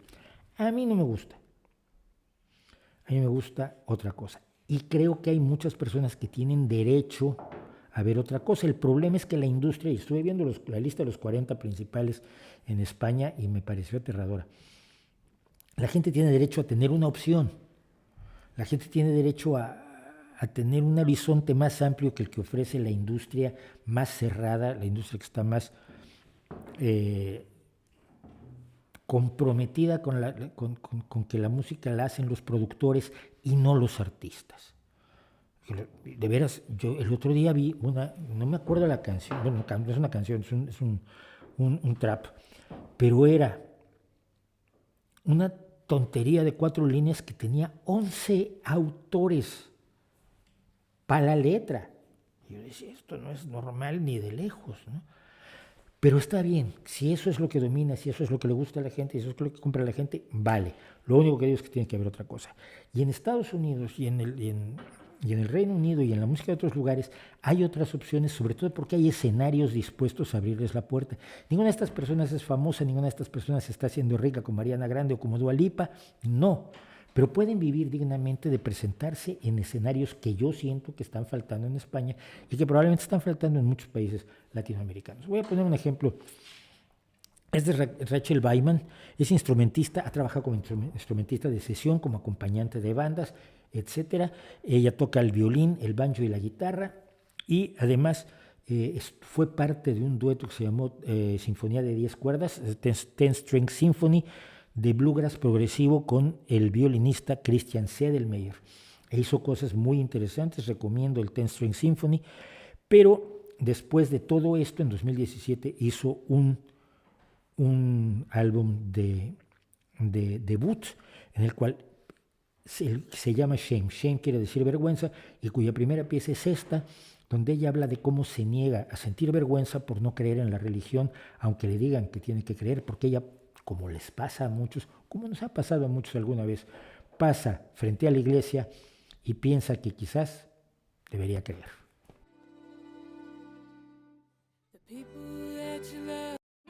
Falso, falso, falso. Perdón, pero es que si me desordeno así no llegamos a ningún lado. Es eso.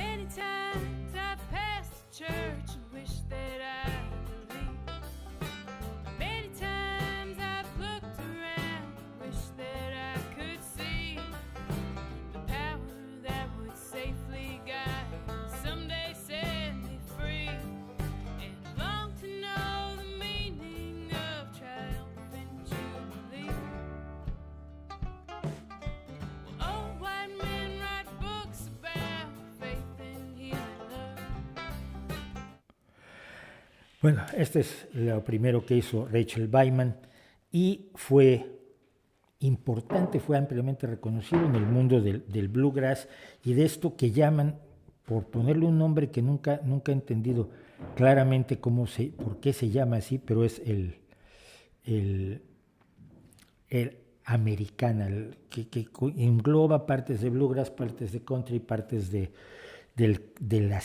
folk histórico y del blues incluso.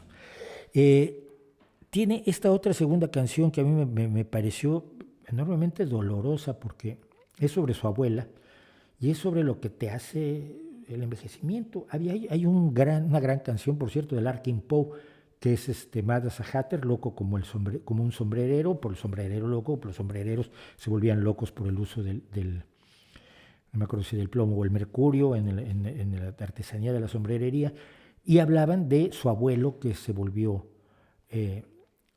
desarrolló esquizofrenia en sus últimos años. Y aquí Rachel Wyman habla de su abuela y de cómo su abuela, que era una mujer independiente, ha ido perdiendo toda su independencia por la edad, y la primera frase de la canción a mí me parece aterradora, porque ahora no puede ni siquiera defecar por sí misma, y se requiere una capacidad de contar las cosas poéticamente que es admirable para contar así. Esta es la otra canción de Rachel Wyman, No Good Time for Dying, no hay un buen tiempo para morir, quizás a contracorriente de quienes de pronto en un momento dicen, este es un buen momento para morir. No, nadie quiere hacerlo. The people that you love, well, they always disappoint you. And what you need is not to need it all. There's no way of asking them to turn and look away. No way to hide their pity when they see you fall. There's no good time for dying. To the golden years and wishing it would end. Este tipo de artistas son los que me seducen en la actualidad. Tienen un nivel de verdad que no encuentro muchas veces en la música industrial, encontrando todos los valores que ustedes quieran que pueda tener y que quizás yo simplemente soy un aldeano que no entiende. La segunda persona que quiero presentar hoy es aún más interesante porque es una italo-estadounidense guatemalteca, que es la que está hasta arriba de las tres, que es Cristina Vane o Cristina Vane, no sé cómo sea el apellido correcto. Le pregunté, le pedí permiso para usar las cosas, y me dijo, sí, cómo no. Y le digo, oye, ¿por qué hablas español? Mi madre es de Guatemala, muchas gracias por preguntar, pero no entablamos ningún diálogo así un poco más fructífero que más o menos situé con Rachel y con Kelly. Pero probablemente tiene prisa, está haciendo cosas, etc. Entonces, déjenme hacerme a un lado. Perdón, es que ven, todavía no tenía yo organizado todo. Bueno, el caso es que Cristina Vane nació en Italia y ha recorrido toda Europa, llegó a Estados Unidos a los 18 años, a los 20 descubrió la música y se enseñó a sí misma guitarra de slide. Guitarra de slide de la basada en los grandes bluesmen que fundaron el blues, que realmente fundaron el blues. Gente como Robert Johnson, como Elmore James, como Son House. Y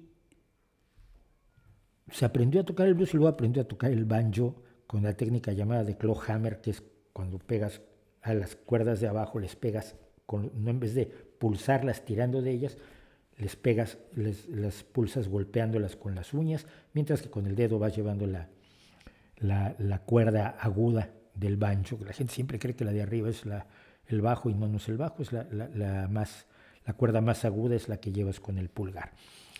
Entonces, como apasionada del blues originario, es capaz de hacer, y esto a mí me parece admirable, una vieja canción de Mississippi, Fred McDowell, uno de los grandes bluesmen originarios, murió en el 72 y nació en el veintitantos, y que es esta canción que se llama Este tren en el que voy.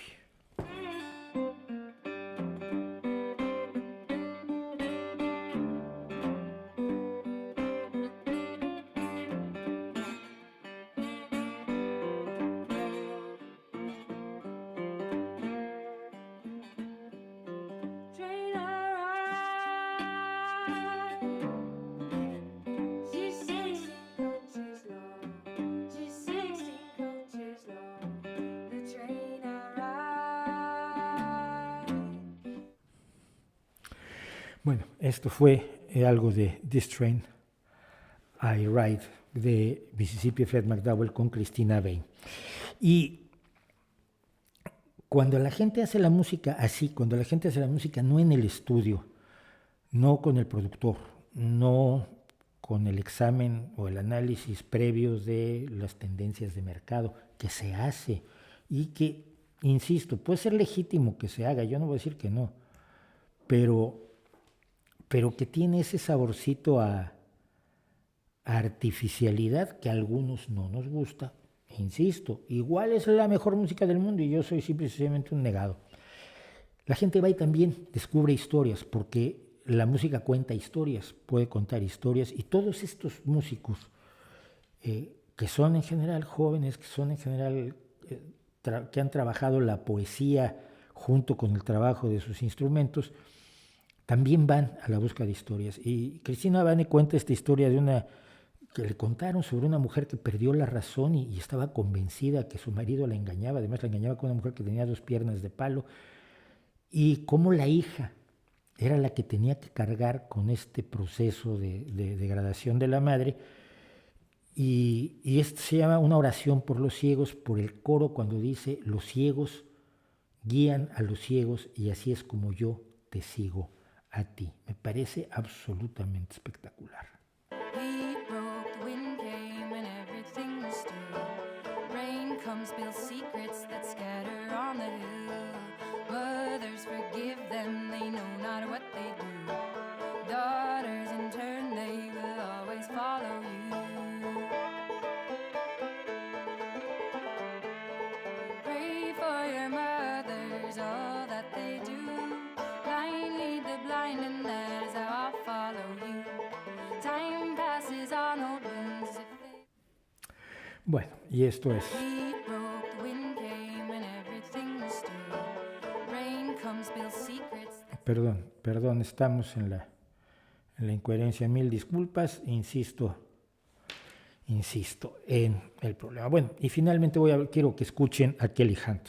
Decía yo que me gustan los instrumentos reales, me gustó mucho el banjo de Kelly Hunt porque ella lo encontró en una tienda y lo único que tenía una papel que decía que este banjo lo tocó Ira Tam en su espectáculo callejero de 1920 a 1935 y luego nadie volvió a tocar este instrumento hasta que ella lo encontró y lo hizo propio. Y Kelly Hunt tiene una enorme capacidad también de contar historias. En el caso de esta, es una canción que se basa en una carta que un soldado de Lincoln escribió a su mujer en la guerra obviamente en la guerra civil estadounidense, poco antes de la última batalla, la batalla que finalmente le costó la vida. La carta de este hombre que se llama Dear Sarah, querida Sara, él se llama Sullivan Ballow, y es una carta muy conocida, es uno de los grandes momentos de la guerra civil estadounidense, de los momentos emocionantes, porque es un soldado despidiéndose de su mujer. Le han puesto música a esta carta en varias ocasiones, alguna de ellas horrorosa, en plan ópera, que no va con la idea de un soldado que va a la guerra y le está diciendo a su mujer cuánto la quiere y cuánto significa para él, la existencia de ella en su vida. Entonces, esto es un poco de lo que hizo Kelly Hunt con Querida Sara, la carta del soldado.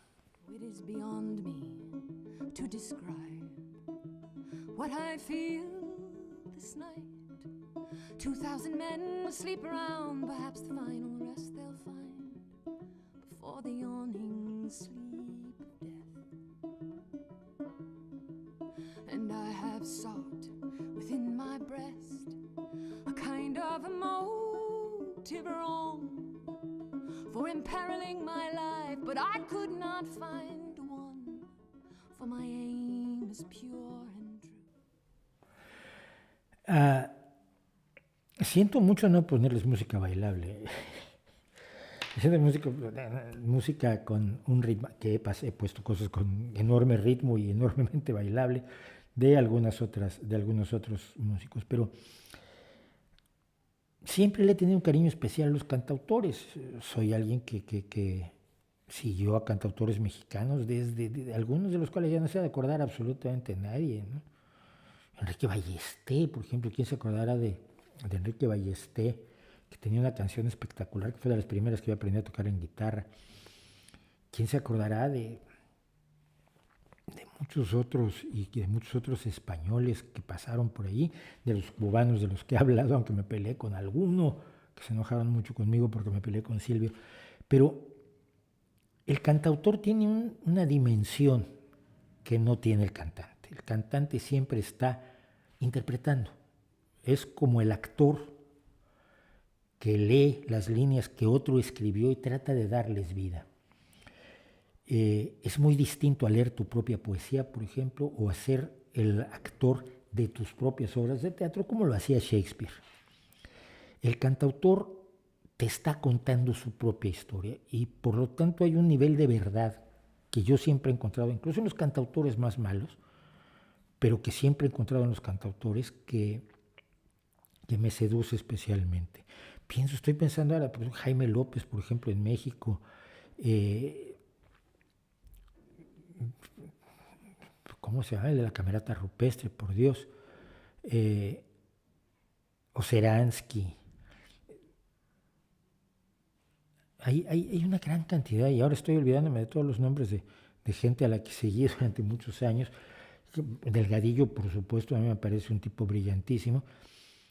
Y eso que me dan los cantautores no lo estoy encontrando, quizás porque no sé dónde están los cantautores de hoy. Si me ayudan y me dicen dónde están los cantautores en español de hoy, pues los voy a agradecer muchísimo y a cambio de ello les doy a cantautores como estos capaces de hacerle también una canción a las aves con su pequeño banjo.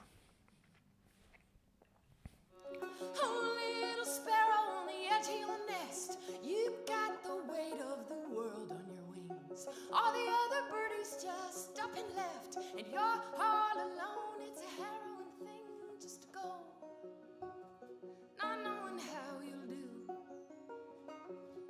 But you were born to see this through. I've been away, Godspeed to you. Y esa es la tercera canción que les quería yo poner hoy, esta de Kelly Hunt. Les dejo a estas tres mujeres jóvenes, tres mujeres que saben música, que trabajan la poesía, que cuentan historias, que rascan un poco más allá de lo que muchas veces la música a la que nos tienen acostumbrados, la música que nos venden con mayor entusiasmo, no sé, nos tiene acostumbrados. Se las dejo porque creo que son finalmente bálsamo para el alma y música que también a veces hace pensar un poco, aunque sea, no demasiado. Pero no olviden ustedes que músicos como Leonard Cohen o como Tom Waits, que podían haber ganado el Nobel de Literatura, o como Bob Dylan, que la ganó, siguen siendo la punta del compás en la que se apoya buena parte de la experiencia musical de nuestras vidas. Porque no hay raps clásicos que la gente vaya tarareando, o habrá muy pocos en los años que existe esto. No hay covers de raps, ¿no?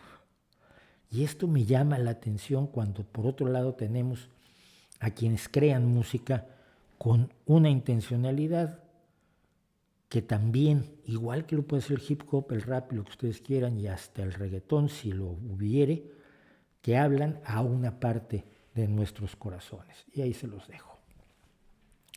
Por lo demás, ¿qué tenemos? ¿Qué tenemos en los chats? No vi el correo electrónico, discúlpenme. Otra vez tenía una semana.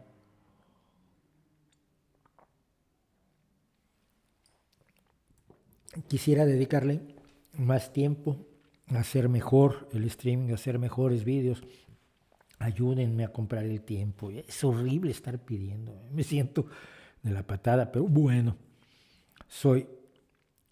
no, dice Michael que no es de derecha. No, pero yo sé que tú eres de derecha. Tú no te preocupes, yo te lo digo abiertamente. Dije ya. Espero poderme poner sin problemas la segunda dosis. Yo también, gracias. David Ramírez, ¿qué opina de la reciente destitución de funcionarios del órgano legislativo de Nayib Bukele? No lo sabía. Y como no lo sabía, no puedo opinar sobre ello. No tengo datos. Gracias, Santo, por tu paciencia. Es fascinante la historia de la burbuja de los tulipanes, sí lo es maravillosa, por eso la quiero contar. Es un poco como los mangos de Mao, ¿no? De los mangos vamos a pasar a los tulipanes holandeses. ¿Qué opinión tiene de Elon Musk? ¿Se ha creado una especie de culto alrededor de él? Sí, se ha creado un culto. A ver, cualquiera que es famoso y tiene dinero crea un culto a su alrededor, aunque sea tonto. Puede ser un músico de rock, puede ser millonario simplemente como Elon Musk ha tenido algunas buenas ideas. PayPal lo creó él y es la base de su fortuna. Lo vendió y fue feliz. Elon Musk ha tenido muy buenas ideas, pero creo que se cree mucho más listo de lo que es.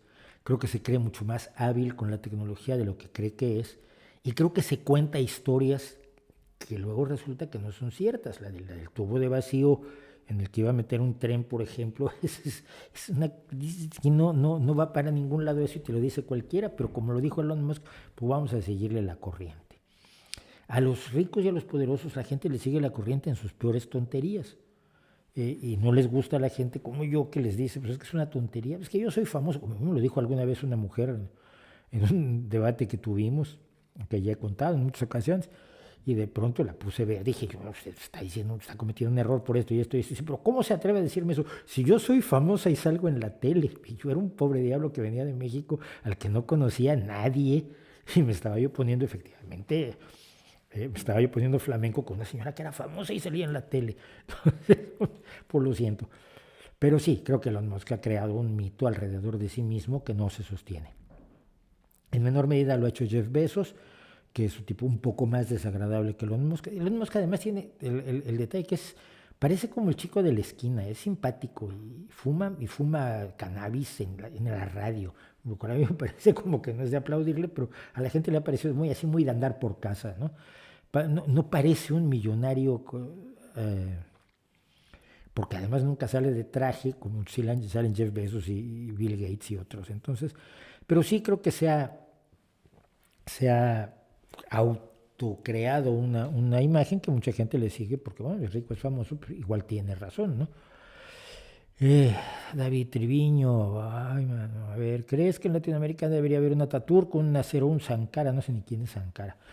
Un Ataturk no, porque Ataturk lo que hizo fue poner de cabeza toda una cultura aislacionista. América Latina no es aislacionista en ninguna medida.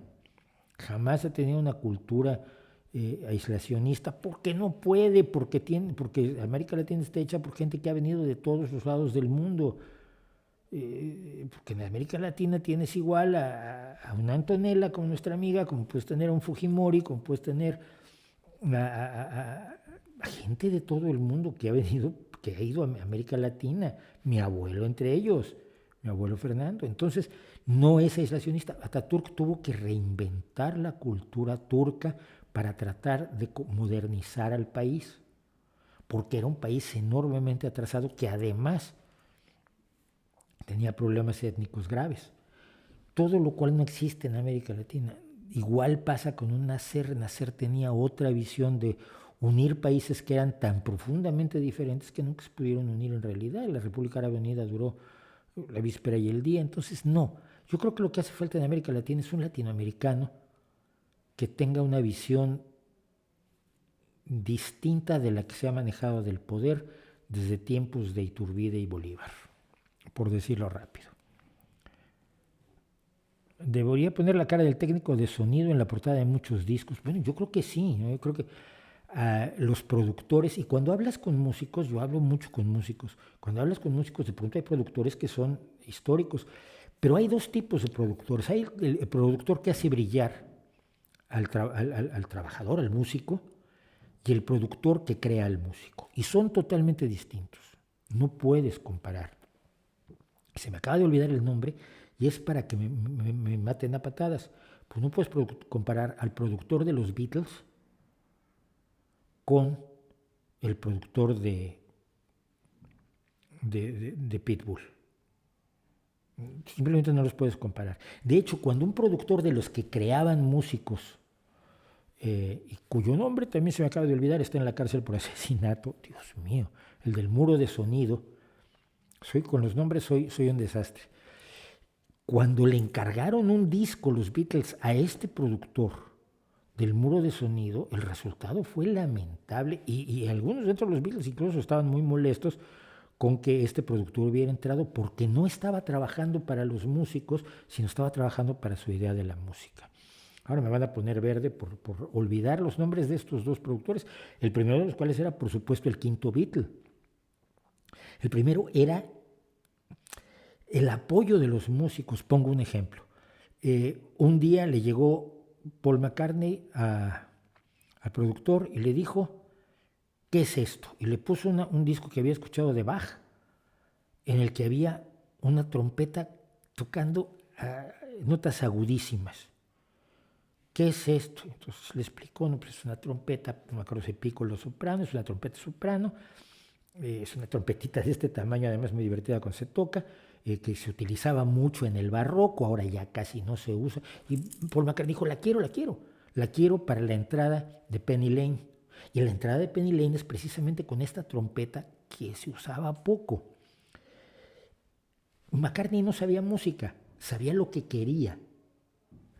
Y el productor sabía llevarlo, darle lo que quería. Tenía las bases musicales de las que carecían casi totalmente los Beatles. Casi totalmente no quiere decir que no supieran teoría, como muchos estudiosos de la teoría musical han discutido y demostrado en muchas ocasiones, que McCartney y Lennon tenían conocimientos de teoría musical bastante seriecitos, pero no tan profundos como quien había estudiado composición en un conservatorio, como era su productor. Así que, pero sí, en algunos casos dices tú, pues es que esto lo podía hacer cualquiera, tú pones a cualquiera con ese productor y saca exactamente el mismo producto. ¿Le gusta Jethro Tull? Me encanta Jethro Tull. Fui seguidor de Jethro Tull, me sé cosas de Jethro Tull. Admiro a Ian Anderson de manera espectacular por su capacidad de tocar la flauta tan mal, pero tan bien al mismo tiempo. Y tiene algunas de las mejores canciones de la historia, las canciones más desgarradoras. Aqualung es una de ellas, por supuesto. Tiene uno de los discos que para mí son esenciales, que es Too Old to Rock and Roll, Too Young to Die, muy viejo para rock and rollear, muy joven para morir, que tiene algunas canciones ahí dentro verdaderamente espectaculares, y a la que sigue después con un regreso al folk, porque tiene sus raíces en el folk, maravillosa, con el disco de Heavy Horses. Entonces, dicho todo eso, sí soy fan de Jethro Tull. ¿Has escuchado a la banda mexicana The Warning? Sí, la he escuchado, me encantan las tres, me fascina cómo la baterista se ha convertido en una enorme vocalista. Y sus covers de metal son magníficos, de rock heavy, pero tienen un problema, el mismo problema que siempre he criticado. Escuché las canciones que han estado produciendo, escribiendo ellas mismas, musicalmente son impecables, pero las letras, ay, hijos míos, las letras. Necesitan a alguien que les enseñe poesía, necesitan ahí a José Cruz, necesitan a Jaime López. Es el agujero que le he encontrado a The Warning. Yo las empecé a escuchar cuando eran muy pequeñitas, ahora creo que ya son adultas las tres, o están a punto ya de convertirse en adultas, pero eran tres pequeñinas tocando heavy. Además tocando en un trío, lo que se llama un power trío, un trío de potencia, guitarra, bajo y batería. Era como Rush, o como Cream, o como Led Zeppelin, ¿no? Entonces, sí, escucho The Warning y me gustan muchísimo y las he recomendado muchísimo. ¿Por qué en nuestro país, yo no sé cuál es tu país, se menciona nada más la democracia formal y no la social? ¿Qué es más importante para la población? Es que yo no sé ni cuál es tu país, ni cuál es la democracia social, ni cuál es la democracia formal. Entonces no te puedo responder nada. ¿Qué piensa de la inmortalidad de retrasar el envejecimiento lograda a través de la ciencia? Bueno, a ver, la inmortalidad está muy lejos de que se logre. Retrasar el envejecimiento es algo que agradezco enormemente. Cuando mi abuela tenía mi edad era una anciana. Cuando mi abuela tenía la edad de Mick Jagger estaba prácticamente inmovilizada. La artritis, la mala alimentación, las enfermedades que se habían acumulado, las enfermedades no tratadas que había sufrido, la diabetes tardía, que no tenía un tratamiento claro en ese momento. Todo ello creaba ancianos que no deberían serlo, y lo demuestra Mick Jagger bailando a los 70 y tantos. Yo no soy, ni me puedo ver a mí mismo como un anciano. Dicen que los 60 son los nuevos 40. Yo creo que en alguna medida es cierto. Yo tengo más planes a futuro que a pasado. Y la ciencia ha logrado esto y yo creo que es no solo maravilloso, sino enormemente deseable. Sin embargo, no creo que esto lleve a la inmortalidad, lleva a vivir con mayor calidad de vida. Mira, mi abuela política le cambiaron las 2 caderas en los últimos años de su vida, murió de 97 años. Yo no creo que ella quisiera vivir para siempre, pero sí el tener las caderas y poder caminar y poder bailar y poder ser independiente hizo que la vida que tuvo en los años después de que le sustituyeron las caderas fuera de una enorme calidad. Y lo que importa no es tanto a veces la cantidad de vida como la calidad de vida. Y la calidad de vida que te pueden dar unas rodillas o unas caderas o un tratamiento correcto de la diabetes o una alimentación más razonable, pues dan sobre todo calidad de vida. Y yo creo que eso es a lo que tenemos que preocuparnos más, del no morir nunca. Te recomiendo un libro, una novela espectacular, una novela absolutamente maravillosa que lleva como 4 o 5 novelas dentro, como El Quijote que lleva novelas dentro, que es Tiempo para amar, de Robert Heinlein, que es la historia de Lazarus Long. Es la historia de unas familias que tratan de hacer una especie de eugenesia para que los más longevos se crucen entre sí y así tener una familia que viva más tiempo. Y finalmente, por un accidente genético, tienen uno que se llama Lazarus Long y que es inmortal. Y el horror de la vida para siempre, el horror de ver cómo mueren tus seres queridos, envejecen y mueren tu pareja y tus hijos y tus nietos, y tú sigues allí siendo joven, lo relata de una manera tan estremecedora Robert Heinlein, que sirve para replantearse esa idea de la singularidad y de la vida eterna que venden sujetos que están envejeciendo a una velocidad que ni yo, por cierto, a todo esto. ¿Qué opinas de Javierzo? No sé quién es. Yo canto mis canciones, con una banda mis canciones las canta otro, no expresaban lo que expresan. Sí, pero a ver, de todos modos hay cantantes que son espectaculares. Janis Joplin escribió 2 o 3 canciones en su vida, Mercedes-Benz y creo que Pearl tiene 1 o 2 blues. Pero hay intérpretes que con el solo hecho de interpretar ya se merecen absolutamente todo. Frank Sinatra es otro. No creo que sea, tampoco haría yo prefiero a los cantautores que a los intérpretes, no. Hay verdades muy grandes entre los intérpretes. Nina Simone fue solo una intérprete, Etta James fue solo una intérprete, o sea, es cosa de decir. Es decir, no estoy yendo en contra de los intérpretes, pero sí siento que cuando la oportunidad de escuchar a un cantautor tiene un poco más de verdad. Tienes razón, lo de las acusaciones tiradas sin pruebas, lo siento. Música de Jaime López para próximos streamings, pues dejen ver si alguien me puede poner en contacto con Jaime para que me deje usar sus vídeos. No ando buscando a Jesús, ando el de Magdalena, que me parece espectacular, que me pareció uno de los grandes trabajos. Buscaría algo más, es que sus casas en vivo están muy mal grabadas. Tenemos ese problema, que las cosas en vivo de Jaime están muy mal grabadas y no había vídeos en tiempos de Jaime. Creo que el único vídeo como en forma que tiene es precisamente el de Magdalena. Pero a ver si me ponen en contacto con Jaime, lo agradecerá. ¿Cuál es la razón de que los adeptos a la misteriología nombren constantemente a Carl Sagan? El tratarse de obtener prestigio por asociación, prestigio por a ver si se les pega el prestigio, ¿no? Citan mucho a Einstein, citan mucho a Newton, citan mucho a Galileo, todos los misteriólogos se sienten Galileo, ¿no? George Martin y Phil Spector, Dios. Esperen, regreso a esto. Efectivamente, George Martin es el quinto Beatle, es el hombre que hizo posible que los sueños musicales de los Beatles se convirtieran en realidad. Es el que toca el piano, es el que toca el órgano, es el que llamaba a los músicos y les decía, es que quieren que toques esto. ¿Dónde está la partitura? Y es no hay partitura. O escribía la partitura rápidamente. Otra historia que tengo es cuando para el inicio de She's Living Home contrataron a una arpista que cobró 15 libras por el rato que estuvo tocando esa entrada histórica de arpa de She's Living Home en el disco de Sgt. Peppers. Y le habían hecho una partitura rápida y ella tocaba lo que venía en la partitura y Paul McCartney decía, es que no es eso lo que quiero. Hasta que él explicó lo que quería y entonces ella tocó lo que quería Paul McCartney, que era ya distinto a lo que estaba en la partitura. Pero sí, George Martin sin George Martin no habrían existido los Beatles, y el disco que hicieron con Phil Spector está ya remasterizado, por supuesto, sin la basura del muro de sonido que metía Phil Spector. Gracias por decírmelo. ¿Qué opina del rock progresivo? Yes Genesis, me gusta muchísimo, soy de gente del rock progresivo, pero sobre todo, de siempre, bueno, Jethro Tull es en gran medida rock progresivo, Moody Blues están metidos dentro del rock progresivo, por supuesto, pero nada en este mundo es como Rush. Rush es el rock progresivo con turbo, y Rush sigue siendo uno de los grupos que todavía no apreciamos musicalmente. Lo decía el otro día en Twitter, viendo la entrada de Spirit of Radio, lo que hacen los tres en el escenario, no en el álbum, en el escenario, en Spirit of Radio. Y alguien lo dijo con muy mala leche en algún comentario.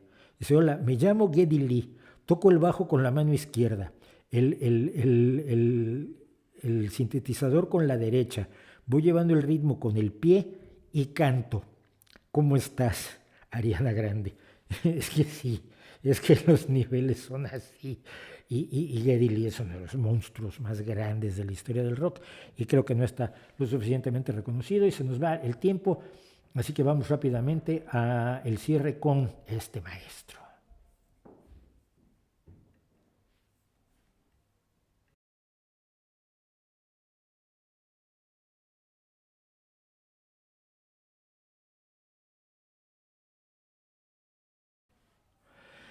Estamos acompañados de don Francisco de Quevedo y Villegas, uno de los grandes genios españoles de todos los tiempos, y un sarcástico como pocos.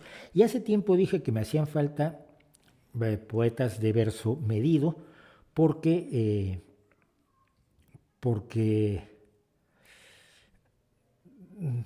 no he tenido pues la cantidad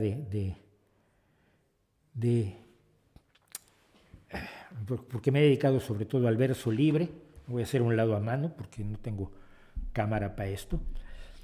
Me he dedicado sobre todo al verso libre y a cosas del siglo XIX, del siglo XX, del siglo XXI, porque me parecían los más relevantes, pero no podemos dejar fuera al maestro de Quevedo. Y entonces vamos, te digo, Michael, ¿ves? Rush te aburre, eres de derecha, es inevitable. Perdón por los chistes malos. 1580-1645, y como hago con todos los demás poetas, no cuento nada más de Quevedo, pero sí cuento 3 de sus poemas, y me salto, por supuesto, los más conocidos dentro de lo posible. Desafortunadamente todos son conocidos, pero esto es Amor constante más allá de la muerte. Cerrar podrá mis ojos la postrera sombra que me llevara voy a empezar otra vez, perdón.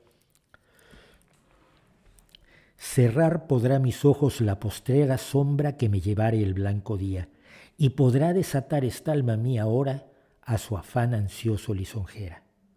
Mas no de esotra parte en la ribera dejará la memoria en donde ardía, nadar sabe mi llama el agua fría, y perder el respeto a ley severa. Alma a quien todo un dios prisión ha sido, venas que humor a tanto fuego han dado, médulas que han gloriosamente ardido, su cuerpo dejará, no su cuidado. Será cenizas, mas tendrá sentido, polvo será, mas polvo enamorado. Esta frase, polvo será, mas polvo enamorado, es una de las grandes frases escritas en la historia de nuestro pobre, tan golpeado y al mismo tiempo tan maravilloso idioma. Polvo será más polvo enamorado, que lo seamos todos cuando nos toque morirnos. Y en una línea muy parecida a la que siguió en su momento, por cierto, Lope de Vega, pero creo que con mucha mayor calidad que Lope de Vega, ya me insultarán si así lo consideran pertinente, la definición del amor de don Francisco de Quevedo. Es hielo abrasador, es fuego helado, es herida que duele y no se siente. Es un soñado bien, un mal presente, es un breve descanso muy cansado.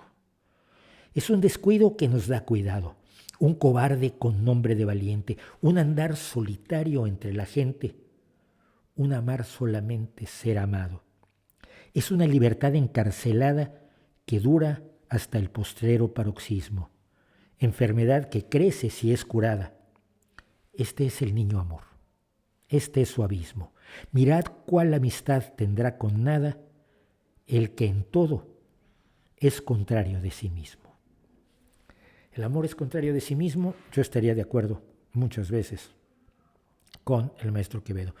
Pero Quevedo es conocido sobre todo como un satirista y como gente que le pegaba a los que le caían mal, empezando por supuesto por Góngora.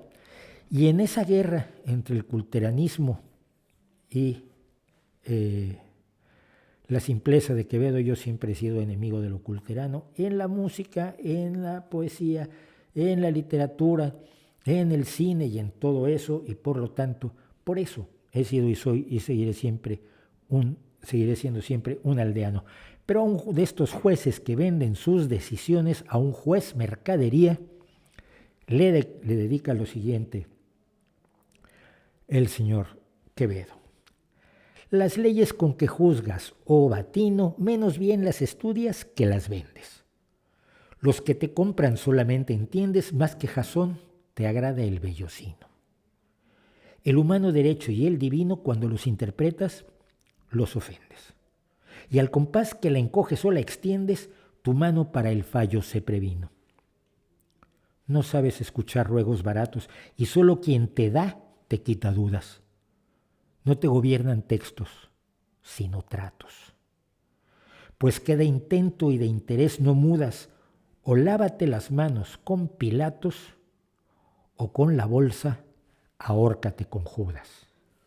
Toma, esto todavía está para que se lo podamos decir a todos los jueces que nos podemos encontrar por allí y que son jueces que sirven al dinero antes que servir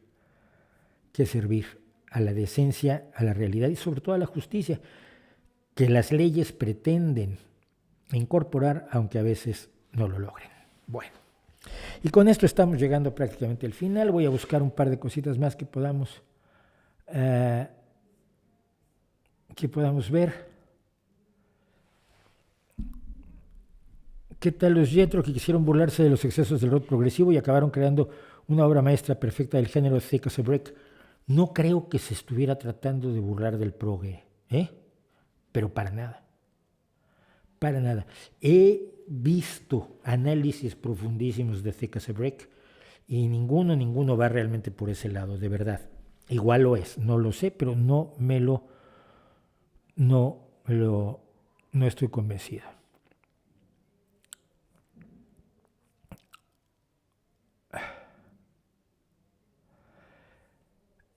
Me pide Michael que le conteste a una de sus preguntas. Todas sus preguntas son teóricas y citan a 25 filósofos políticos distintos y luego y pide conclusiones que no se pueden dar. Pero bueno, le hago caso.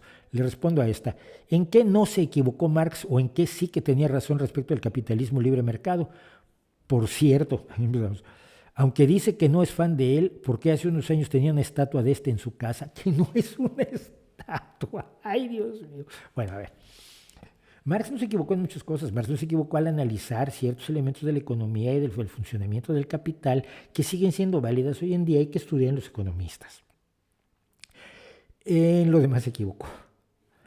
En lo demás se equivocó porque partió de una base falsa, partió de la base que estaba haciendo ciencia y no estaba haciendo ciencia. Estaba haciendo filosofía hegeliana, simplemente tratando de ponerla de cabeza para que sonara como más materialista, pero su materialismo es idealista, todo su materialismo es idealista. La creencia en la que el mundo, el universo, avanza mediante la tesis, antítesis y síntesis es una patraña y a partir de eso apaga y vámonos. La idea del materialismo histórico, como dije, es simplista, es constructivista, pero muchos de sus análisis sobre la forma de desarrollo del capital son válidos. Jamás he tenido una estatua de Marx.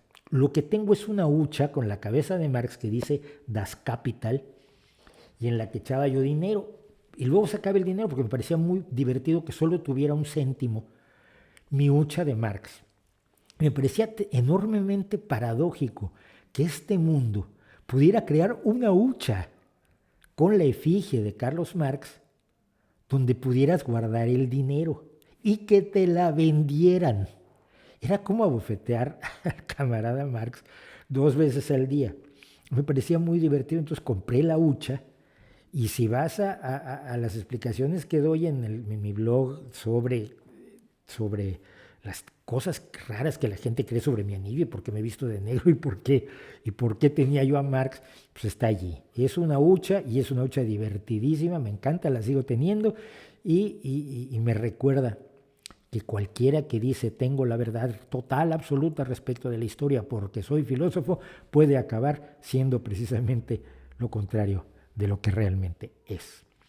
Y contado eso y dicho eso, creo que llegamos al final, como teníamos que llegar tarde o temprano. Les agradezco mucho su compañía, espero que nos sigan apoyando, espero que nos sigan recomendando, espero poder llegar a que un día tengamos 200 personas, aunque hay 2000 visualizaciones de los streamings eventualmente, nunca tenemos más de 150, 160 personas al mismo tiempo, a ver si podemos llegar a los 200 y para ello es necesario que hablen de esto con la gente que les rodea y lo de siempre. Si son sus amigos, díganles que está muy bien. Si son sus enemigos, díganles que está muy bien, aunque ustedes lo odien. Y así vendrá más gente a vernos. Nos vemos el próximo jueves aquí, como siempre. Esto es el streaming del Rey va Desnudo, en vivo y con todo.